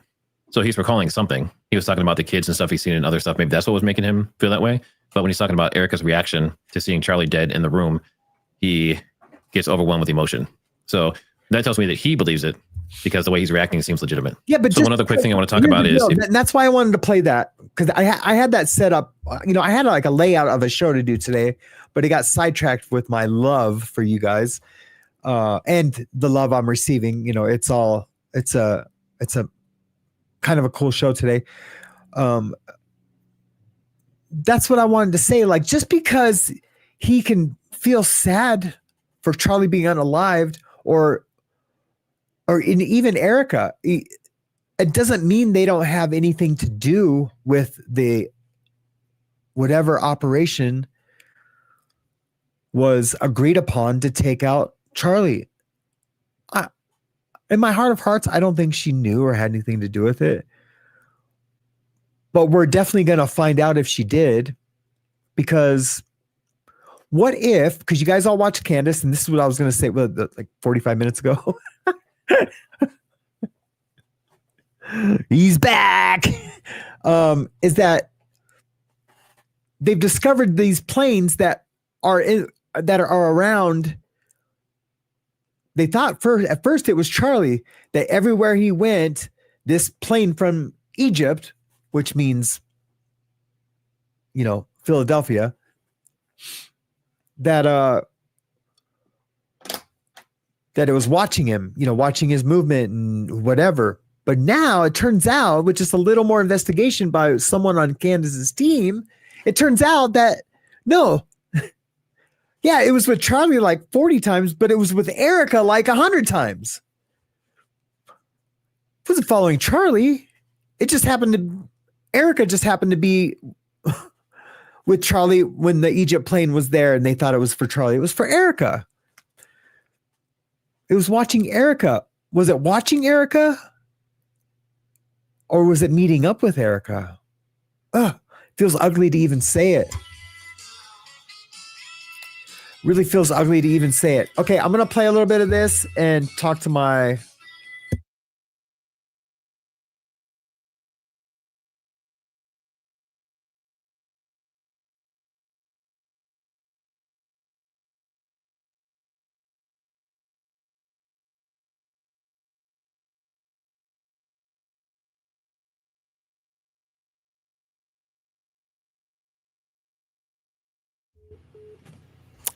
Mariana says hi. Hi, guys. Oh, I never hit play on that. Still made that happen to hundreds or thousands of devices. So this could have happened before it got to this event. I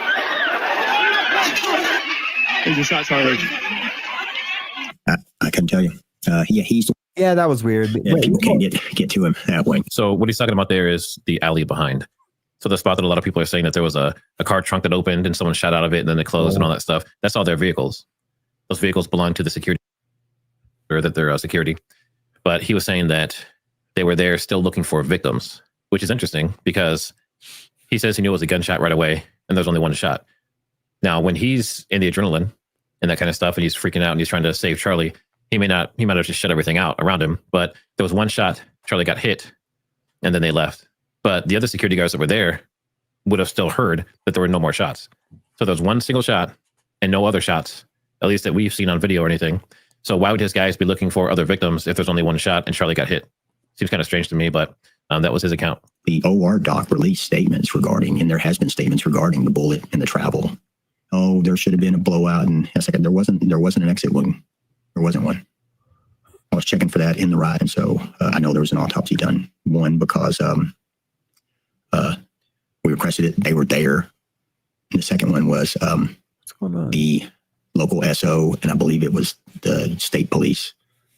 They did the body transfer that night through the either Amy's office or funeral home. He says that he was very adamant that an autopsy get done right away. And he also says from this that they did a body transfer that he heard about or knew about or something. In this interview, it's not clear to me that he actually says like, yes, there was an autopsy. I saw the report or I was there for the autopsy or anything like that.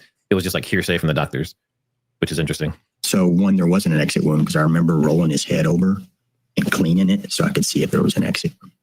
And then I was having to open the wound up some to get more and pack it. If you've ever done an exit wound, it's not that hard. It's a lot bigger. Mm-hmm. And so you can feel it when you know, the rule of thumb on that one is you don't want to make it bigger, but you got to keep packing it in. So he's saying definitively that there was no exit wound. It was just the entrance wound on the front and he was stuffing it. See, that's very, I've always thought, you know, because forever, you know, we'd see the video of all the security around them, you know, around everybody. And they're like, you know, they're just, no one's talking. Nobody's talking. No one's like, hey, do that, grab his arm, do this, do that. And I get it. They said they practiced this. I get that. But still, this is real life. This is like Charlie Kirk supposedly was like all of their best friend. They all got that Jesus is King tattoo. They're a brotherhood. One of them has just been assassinated and you're calm as a cucumber, all just down there fussing with his body. But what I was going to say was that it's very telling that he's admitting that he had to dig in there with his fingers. Specifically, he said his fingers. Do you think he took a bullet out with his fingers?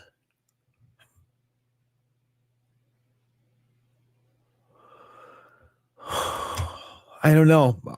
From the very first day, well, the very first time I seen that, which was like the next day, I was like, dude, they're down there taking the real bullet out and like leaving a fragment of a different bullet. I don't know, because you know the the 30-06 should have just destroyed him. So I don't know, but why would, you know, I'm going to end it on this and not like end the show completely, but end talking about this because, you know, in all my manicness and all my like enjoyment of talking about these when you know, everything's good and cool and, you know, we're all feeling the love, you know, is that you start to go like, it's just too much to even try to, because your mind can go everywhere with almost, you know, any part of the story. Like, oh, well, if he said he has fingers in there, maybe he took out the bullet. But I thought that way before, but I'm just as an example. But then you like think, well, then that could have done this, and this is why this did that. And then it's just a whirlwind. So, you know, just like a movie or whatever, or, you know, going to a car show or a fair, you know, it has a beginning and it has its end. And me talking about this dude's interview is at its end. I mean, I can talk about a million other things right now, but me trying to wrap my mind or, you know, try to be a pseudo intellectual about, you know, this punk ass dude who got Charlie Kirk unalived. I'm good, man. I'm good. No more soup for you. 1 year. Okay, what's going on in the Chatty-O Chatsurutski? Let's go big or go home.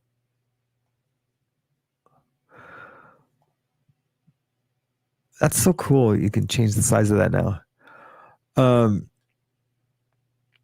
K. Perry says, I donated money to TPUSA right after Charlie's assassination. I have received nonstop text, emails, and asking for money. Oh, dude, that makes me so mad. Oh my God, that makes me so mad.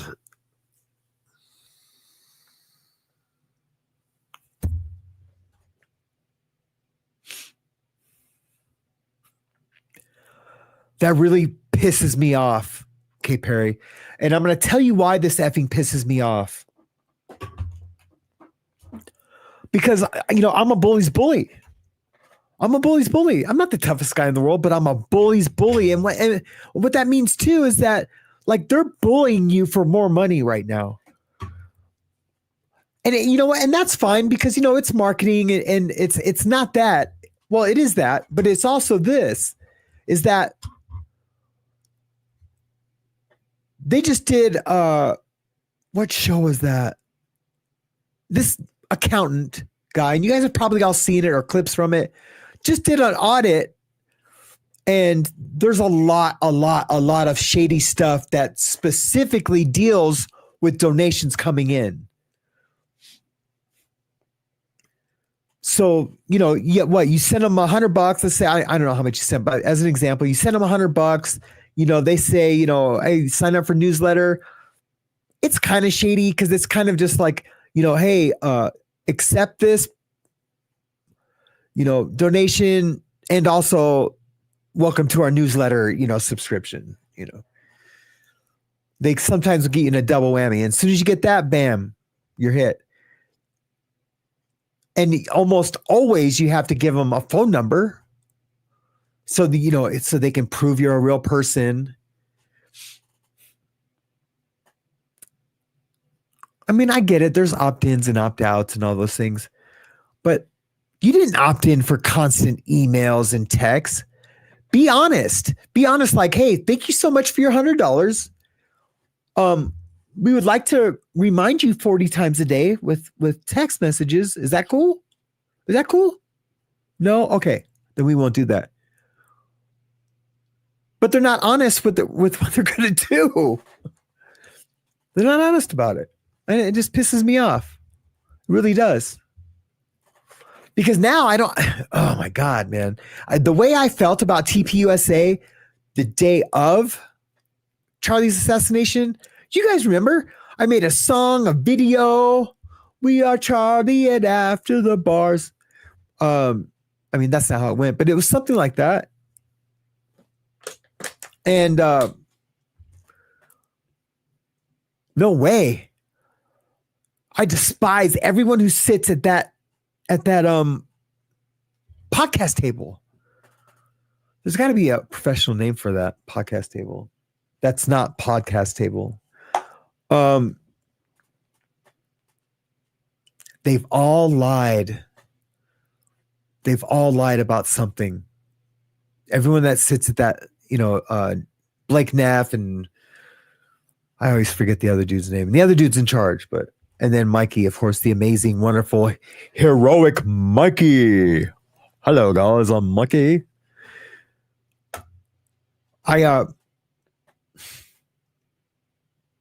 Yeah, man. I don't think they deserve any money anymore. Not a cent of our tithing. We'll call it tithing to TPOSA. And I'm not trying to shame you, Kay Perry, for making it. I'm just saying, damn, they don't deserve a penny right now. Not until they clean up their act. They have to clean up their act, bro. They have to. Financially, they have to clean up their act. And look, Candace is on it. Don't get it twisted. Candace is on it. And man, it's going to be crazy. It's going to be crazy. Yep. Is Rosanna Dana here? Rosanna Dana. Hi, Rosanna Dana. Good to see you, Roseanne. So glad you're here. TPUSA literally tracked everyone's cell phones that were inside and outside the memorial. That's the only way they could have got my phone number and know how many people showed up outside too. Oh, really? Oh, yeah. Did you go to it? GPS literally tracked everyone's cell phones that were inside and outside.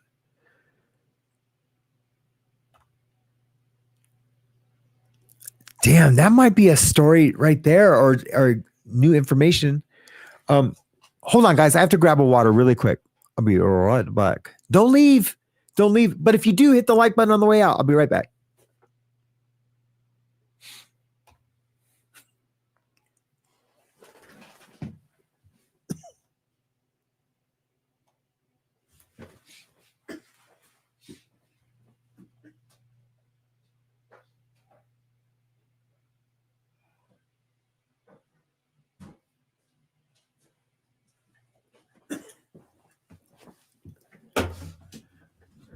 Hello. Would anybody watch a show if someone just did it like this? Do people watch shows like that with people with just the avatar? I get it if we're in a group of people and we're all just like avataring it. That's different. That's different. I don't know. It's kind of crazy. I do like that picture of me though. That's a real picture, but it's filtered with like a brush, like a oil painting filter or whatever.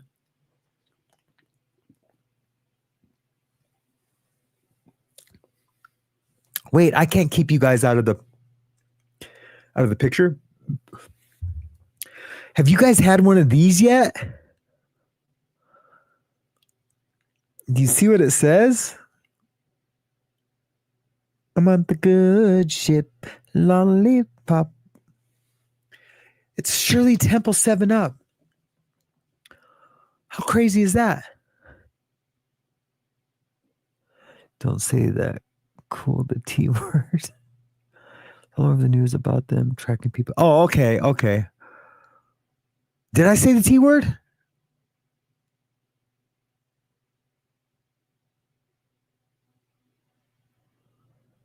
Yes, I would watch during the Diddy thing. I watched Ticket, and he doesn't like that. Yes, I would watch. I'm totally out of the loop in the conversation right now. Hold on. That is so good. I know. You know what? Of course. The time that I'm from, okay, so I was born in 89. And then like in the 70s and 80s, early 80s, when you would go when you would go, your dad would go to the bar or whatever. I know not everyone's family's like that, but my dad would go to the bar with my mom or separate, or maybe just with my mom. My mom bartended. My mom was a bartender for years. And now it's crazy to see her like all rich in Virginia and in the mountains with, her husband golfs all the time. When I was a kid, my mom was a bartender. She was slinging alcohol, and she would leave us home as kids. Like we were like, fourth grade. However you're in the fourth grade. My brother was in the third grade, and we'd stay home till the bar closed, and we'd be at the house by ourselves. I remember one time I took a lighter and her perfume and figured out that it would light on fire. The whole house smelled like whatever cheap perfume she was using. Yeah, I was in trouble. She came home. What's burning? And it was like hours and hours before. What's burning? It smells like my burnt perfume. I was like, it is. It was your burnt perfume. Yeah, I got into it. But anyways, what was I saying before that? Oh yeah, Shirley Temple. You go, your dad would get a beer, or, my dad drank whiskey and water. That was his drink, or scotch and water. And I'd be like, I want a Shirley Temple, please. And they put a little cherry in it. And I try to get my daughter to drink them at the little casinos, because the casinos here in Montana are also restaurants. So when you go in there, it's like a casino bar restaurant. So I always try to get my daughter to drink a Shirley Temple. She won't do it. She likes these, but she won't get the one with the chingadera, the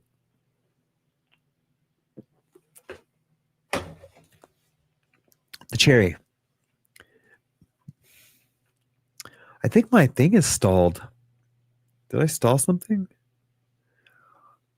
Oh, I'll just look right here.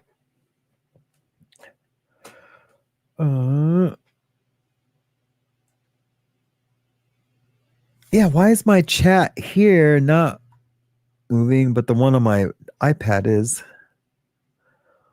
Bizarre. That's all right. Sadly, my mom. How far is that? Oh, that's the last one. Oh, okay. I kind of missed some of the conversation. KP, what were you saying about the T word? Don't say that looks cool. The T word. Yes, I'd watch the D thing.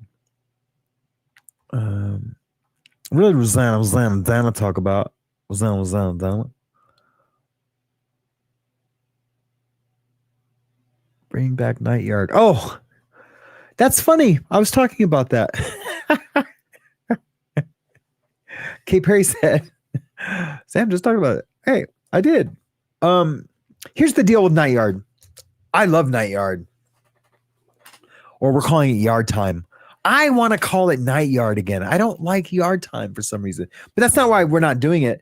Russ is always on me about it. He's like, I want to be with the people. I want to be with the people. Let's do a show tonight.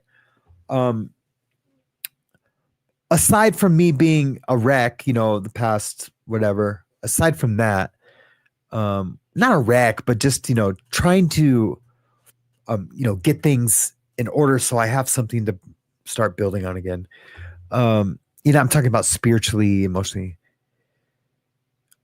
He's always asking me to do it. And I'm like, yeah, okay, tonight. And even James Collins Cares, who I love, like, he's probably my greatest friend on here. And we never talk hardly. We don't text like we used to. And it's because we're both busy. He had his vegetables. I had my family and drama and physical and mental. And we just don't talk anymore. And it sucks. But I definitely want to call it Night Yard again. I mean, there's no copyright on it. It's not like I can't call it Night Yard. Plus, the original logo I did for Night Yard was banging. It was banging. So, yeah, definitely expect a Night Yard stream coming soon. What's today? Oh, shit. Is today Wednesday or Tuesday? Oh, thank God. I just lost my mind. I thought it was Wednesday. My daughter gets out of school early on Wednesday. But yeah, so maybe tonight at Night Yard, I'll get a hold of Russ and see how he feels about it. And this is another thing. Like the only family time I like that my family really gets of me is if I'm not in the YouTube studio and with them. And then my wife doesn't get home till late afternoon. And so that when they get home, I just say, hey, I'm going to go spend 2 hours in the, they say it's okay. But then, I'll have to find the show. But then what, my wife will come in and like, hey, are you almost done? Are you almost done? And that I'm not going to lie. It really pisses me off. And I don't get angry at her per se, but I'm angry at the situation that like I do a night show once a week, if that.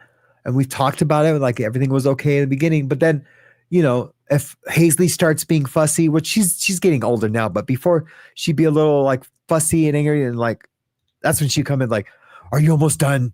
I can't control her.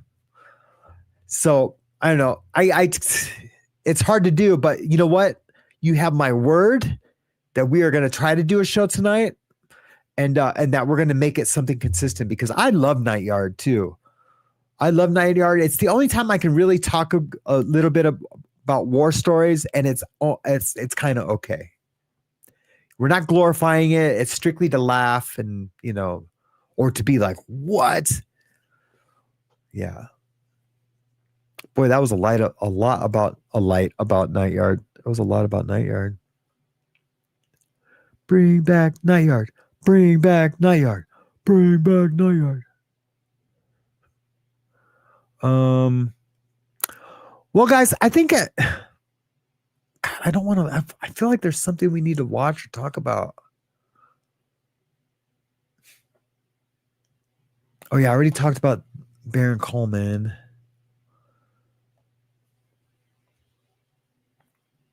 And that's another thing. My boy Baron said. He said that.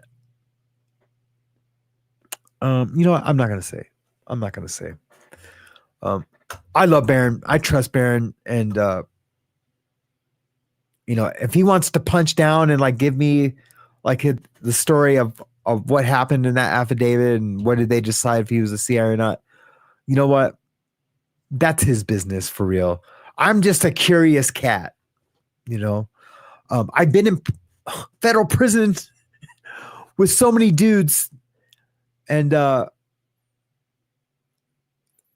some of the story is familiar. It's a familiar type of story, because no one wants to say that they're a CI. No one wants to admit that. I'm telling you, like me personally, not that it matters, is that you get a pass from me. And I can help you make it a good thing. If it affects you that way. Because I get it. Just like, man, I wasn't no CI. But this is a pretty grand stage to be a CI. And this is different. It's a little different. I mean, I get it. Talon's Talon. But this is a little different. Don't you guys think? He was trying to take out corruption in this House of Representatives. It didn't make him a bad guy. If he was a CI, which he denies, then he was fighting corruption in his state government. And he said that because of Coleman, Deputy Attorney General Matt Hart resigned because of him. I would dispute that. But like I was just saying before that, like, I love you, man. It's hard for me because I want to be what do you call it? An honest journalist, and not a journalist, but YouTuber. If I'm talking about these things, I want to be factual and honest. But when you like a guy's character and content in all the other ways, I love his radio show was badass. The way he dealt with that.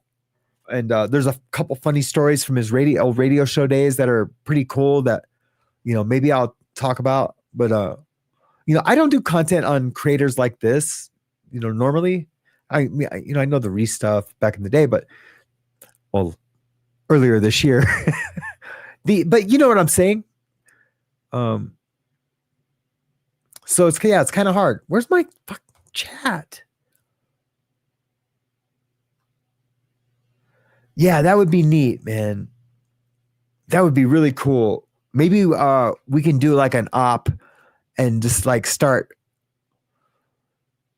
Maybe I'll send you guys all like $20 or $40 and you guys can all like do a super chat, keep 20, give them 20 and just say, hey, you should check out old Sam. Play it again, Sam. You should go check out Sam. He says you're a rat. No, just kidding.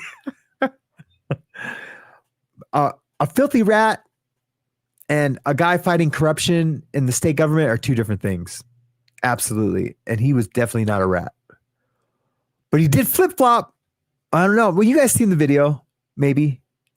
If you haven't seen it, check out my last video. If you stay to the end of this one, you can just go right over. It'll be linked.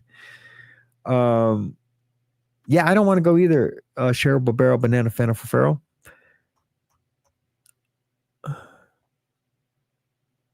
Sam.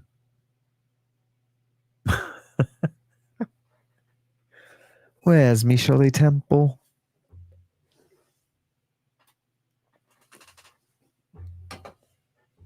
Okay, what else did we need to catch up on? What else has happened since I've seen you last?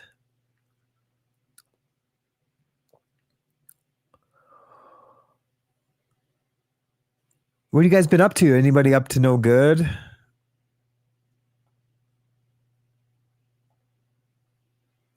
Shoot. Waiting. Those what's waiting. Let me find something. Oh yeah, I forgot I had a whole nother tab thing. Here's the tabs I had for the. What is that? Okay, let's watch this real quick. We're just playing now. Good morning, everybody. Happy Tuesday to you on this November 18th, 2025. I got all of your stories for your rush hour ride to work, and we've got updates from Candace Owens. She's breaking the internet as she's taking matters into her own hands, investigating Charlie Kirk's murder. Well, now she's bringing the Egyptian planes back into the mix. If you have no idea what I'm talking about, stick around. We're going to break down the more interesting moments from her show last night. Then, speaking of conspiracies, we'll also cover the Epstein files. President Trump is now saying he's telling everybody to release the files, but we're going to hear from some key members of the political universe who claims this is all BS.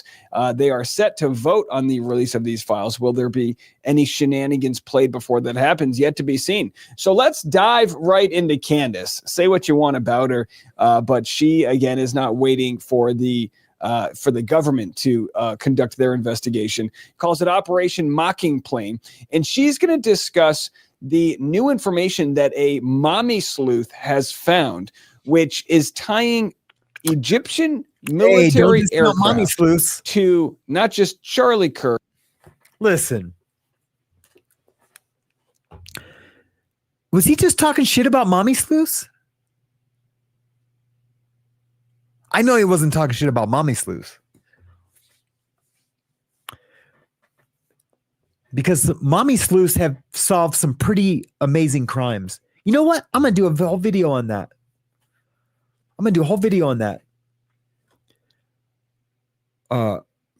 Crimes that mommy sleuths have solved or missing person cases. I know there's a bunch of them because I've read that headline so many times, armchair, mother, armchair detective mother,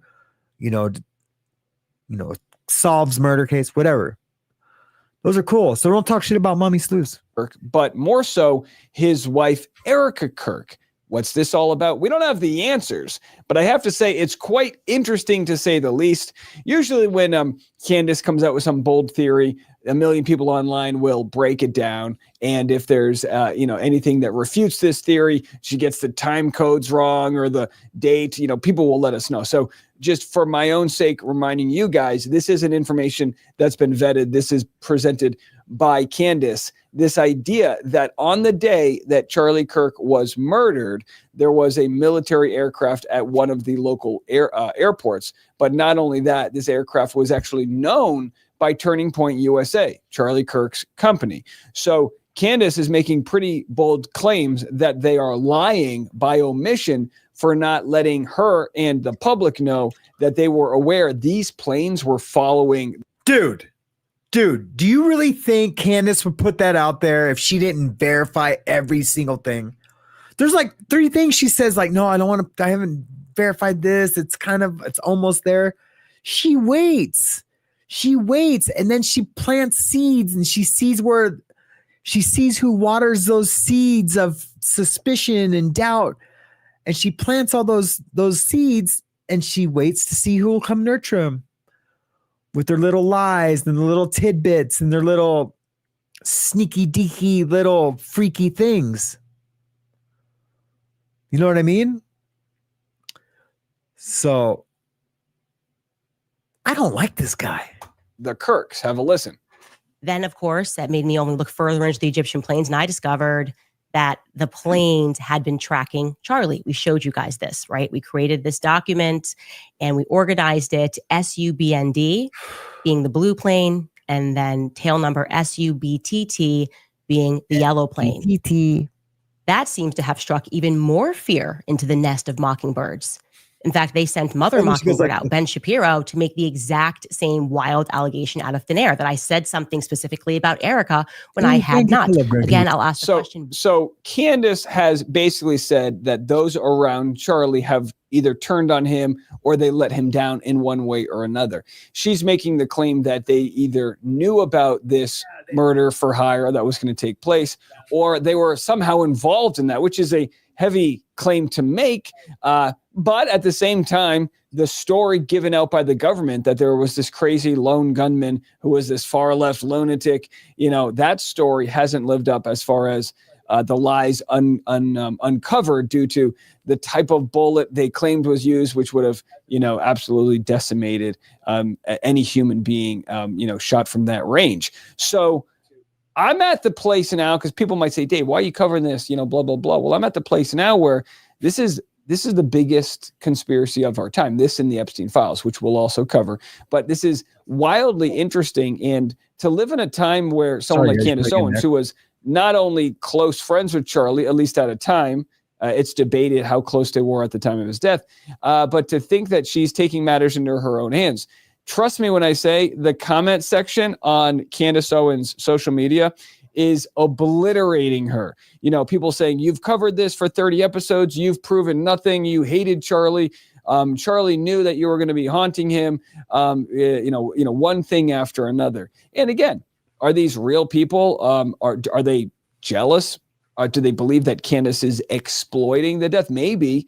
I personally I think this, look, I think if Candace wants to spend her time and energy covering this, who knows? There's a scenario in which she uncovers one of the greatest conspiracies of our time. That's right. Or maybe she's chasing shadows and there's nothing there. We'll have to see when this thing goes to trial. But it is true, at the very least, that lies have been thrown around. All right, Dave, you saved yourself, into this. Dave just saved his ass. You know why? Because I was going to give him a big no subscribe. Yeah, that's how you pay these dudes back. I know people pay me back. I talk about God, unsubscribe. I lose like 40 subscribers. I mean, that's okay though. If they don't want to hear a crazy guy mention God and Jesus and salvation every once in a while, then I don't know. I guess I'm not that good of a shepherd. Investigation discovered something that me and my team had missed. I consider her, obviously, and all of you to be my decentralized intelligence agents.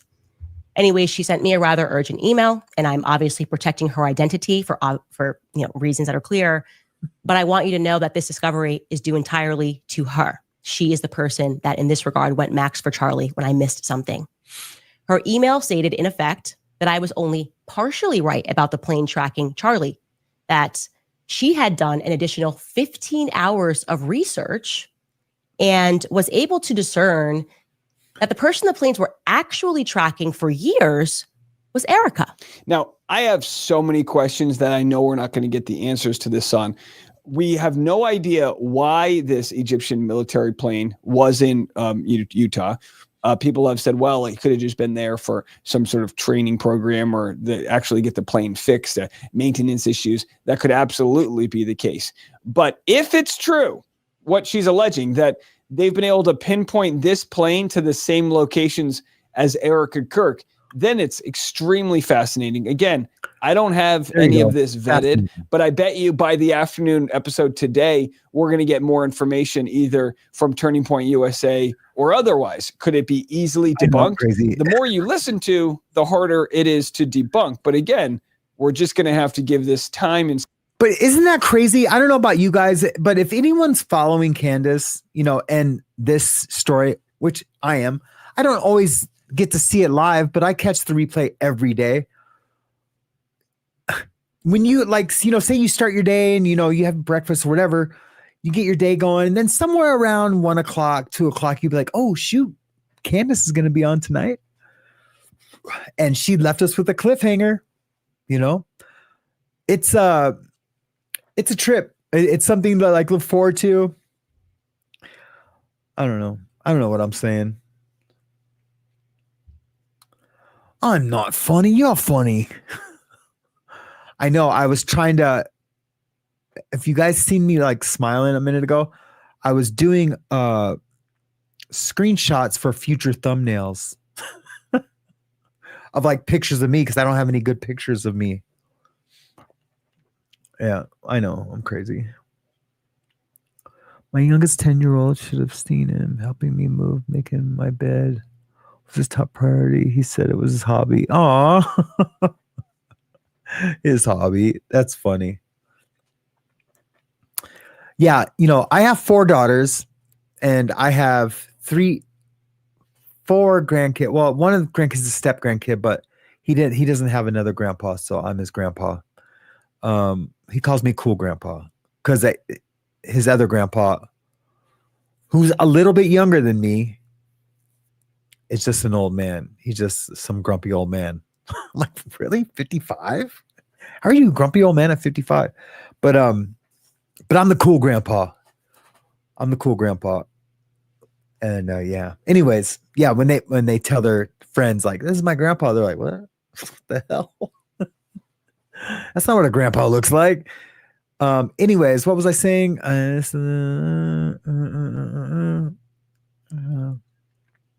What was I saying? Anyways.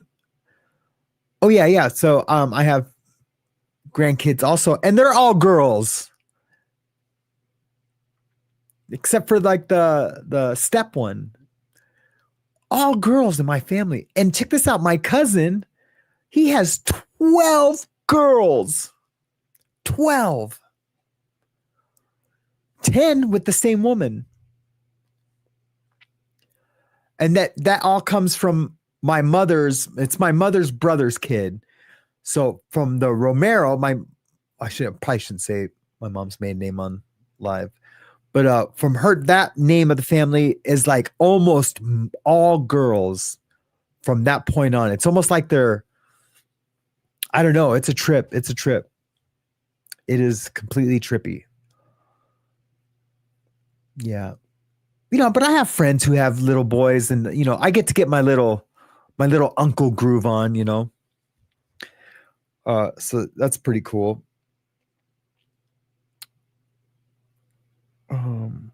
Shit.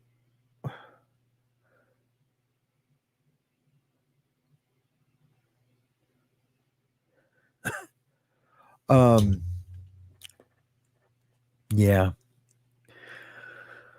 So, anyways, let's watch a little bit more of this, and then we'll end it with Space this to work itself out. Not Charlie, but Erica was the one being tracked by these planes. And indeed, it turns out that she was correct. She discovered that between 2022 and September of 2025, both of those aircrafts, SUBTT, the yellow plane, and SUBND, the blue plane, showed 68 overlaps with Erica's documented locations. Okay. 68 overlaps. I have since been able to add now 73 times that this overlapped. Okay. So I'm guessing what the mommy sleuth did was went to every event where she knew where Erica was, Raleigh, North Carolina, Paris, France, wherever the hell. And then after that, I guess logged the flight, the tail number of this plane and tracked where that went, and then this is incredible work if true. And by the way, as far as when I'm recording this video is already hitting 1 million of views. So there is such an appetite for people, and it really just goes to show kind of boy who cried wolf as far as our lack of trust in the government right now. It goes to show that there is a demand for people like Candace Owens, whether she's onto something or not, because we were supposed to say, oh no, trust in the government. They're going to conduct their research. They're going to figure it out. But what did they do with the Epstein files, right? After years of research, they said they got nothing. So, okay, you know what? Sometimes you got to show the math and put it all out there. 29 of those instances also happened to include Charlie. Charlie was also present. And that's what I was stumbling upon when I was looking into this. I was like, why is this plane where Charlie is? The flights were majority clustered within 5 states: Kansas, Missouri, Nebraska, Delaware, and Utah. And it's a pattern that she believes is statistically not random. I'm telling you this information has been completely verified. I am showing you this on a spreadsheet now. These are all the instances in which this plane, 68 instances that this plane crossed with Erica. Now, okay, let's play devil's advocate here. What if, you travel a lot, Erica Kirk, Charlie Kirk, they were traveling, doing debates all over, going to colleges that were near major airports. And what if there was a reason why this military aircraft was flying on similar routes and they just crossed each other? Is 68 times a lot over 3 years? You know what I mean? 20 plus times a year, once in 1 to 2 times a month. I'm not sure, but I still find it interesting. It could be a case of confirmation bias, that the more you look into things, strange things look strange, but it's really just they're both, going to all of Cincinnati. I don't know, but either way, what crazy work they're doing here. And I'm also going to say this includes overseas as well. Okay. So my instant question becomes, why didn't Turning Point acknowledge that this plane was familiar to them? When I was taking all of these figurative online bullets, someone could have easily said something, right? That's kind of a repeat thing in this investigation. Josh Hammer lies, I get attacked, Turning Point just stay silent. They know he's lying, but they allow the lie to flow. Alex Clark lies, I get attacked, I'm telling the truth. Turning Point knows it, but they kind of allow this like Catholic thing, lie to flow. And the influencers are allowed to lie. Nobody at Turning Point ever just steps to clarify that I'm onto something or I'm telling the truth about something. Now, Candace is the top dog in this conservative world now. She's really taken the mark there. Maybe Josh Shapiro, Ben Shapiro. Sorry, Josh. Maybe Ben Shapiro's bigger than her. I'm not really sure, but I think Candace has that. So they're coming for her. She accuses Alex Clark of lying. They've been going back and forth. We got more to get into. I got to pay some bills. Let's pause for some sponsors. We're going to come back and I'm going to share 3 more clips of what Candace had to say. That next. The Rush Hour is sponsored by Masterclass. With Masterclass, care.com for 50% off. So the data is there. This military plane was there the day Charlie Kirk was killed, and it was turned on several minutes after his death. And again, it could be for innocent maintenance, as Candace Owens says, but it could be for something else like private communications. As follows. On September 10th, on the day of Charlie's assassination, this plane first transponded from 9:05 a.m. plus 36 seconds until it was turned off at 10:34 a.m. and 5 seconds. Then the plane turned back on, the transponder was turned back on just 17 minutes after Charlie was shot at 12:40 p.m. and 53 seconds, and it stayed on until 1:29 p.m. and 40 seconds. So what was the blue plane doing sitting on the tarmac? Wow. We can only imagine what it was doing, okay? We can run a couple of options here. It's possible that they were just running a maintenance check. Duncan Aviation does offer maintenance repairs. It's therefore possible. And by the way, that would be very possible that could be, Yeah, like look, I've flown, of course, all over the country and parts of the world. And I mean, at least 3 times we've backed up and pulled back in or got to the end and had to turn around and come back in so they could change a part. Hold on, guys.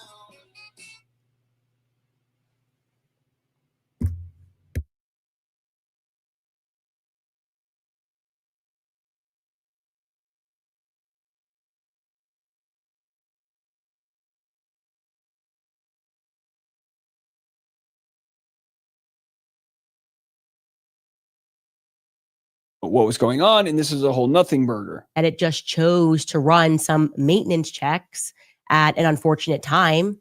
Okay. Another possibility is that a military jet, particularly one from a foreign country, would likely be equipped with encrypted satellite-based communications capabilities.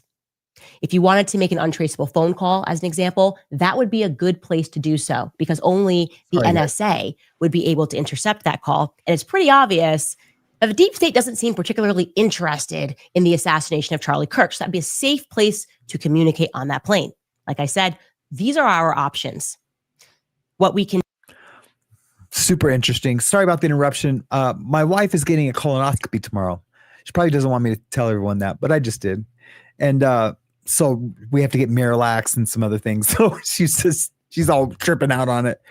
She can't eat today either. So she's going to be grumpy. Not looking forward to tonight. But N Garza, hey, thank you so much for being a part of the show today and chatting. And guys says, guys, them the security for you. How hard is it to put guys on the roof without anyone knowing? That's right. Just keep watch. Screw permission. The campus was open, so why couldn't y'all be on the roof open? Yeah, exactly. It was dude's responsibility. He should have did it. He didn't do it. Why didn't he do it? That's the question, right? Why didn't he do it? All right, let's listen to more Kansas. Thanks, Garza, and welcome to the show. Do now, however, is we can add this to our list of verifiable Turning Point USA lies because I'm going to count this as a lie by severe omission. By keeping your mouth shut and allowing Candace to take all the figurative bullets as she points out the oddity of a plane that you guys recognized. Okay? Now, yeah. So Candace, she's been smeared in multiple ways. She's had her words twisted, distorted to make it seem that she's coming after Erica Kirk. She's just asking a lot of questions. I know the irony of saying that it's so hacked. Well, I'm just asking questions. And she will receive the criticisms from people that say you're making a fortune on this with your whole following. You could do this privately, X, Y, and Z. But listen, this is the medium that.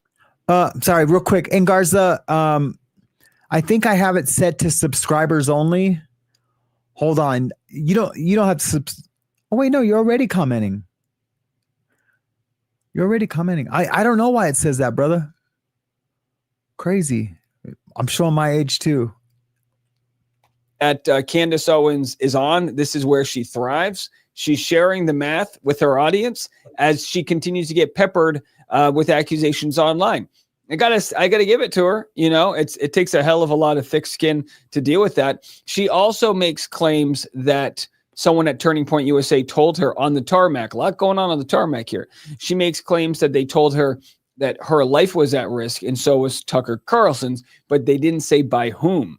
So again, I'm sure she's not. I'm sure the threats are not new to Candace Owens, but you have to imagine after seeing a cold-blooded assassination like that, the PTSD from the whole country is, some collective therapy we all need, right? But for someone who actually knew him and all of that.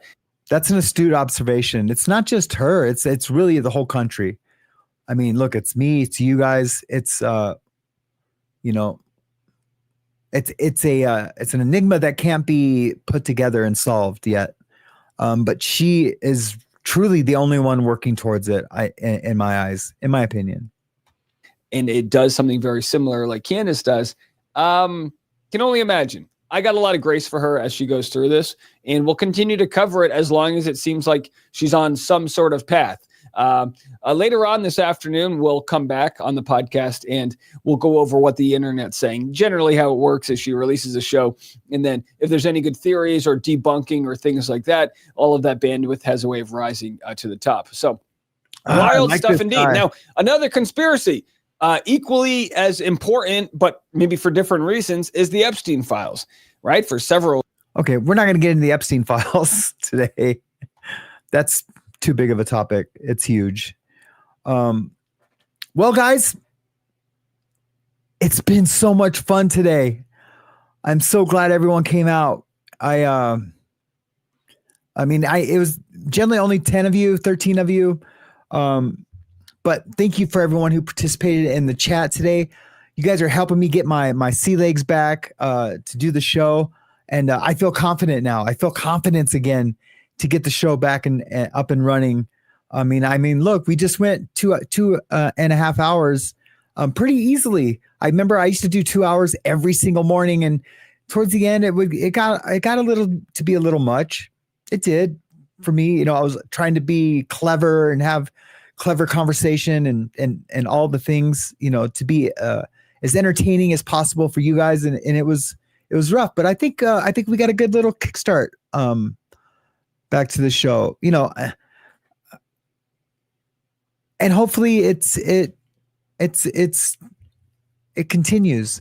I said that after the summer break, when I came back, I was so excited to come back, and I just felt, I couldn't accept, you guys, and it was just a lot of chatter in the background. Anyways, I talked about that earlier in the show, but I love you guys so much, and I want you guys to be kind to each other, be kind to yourselves, and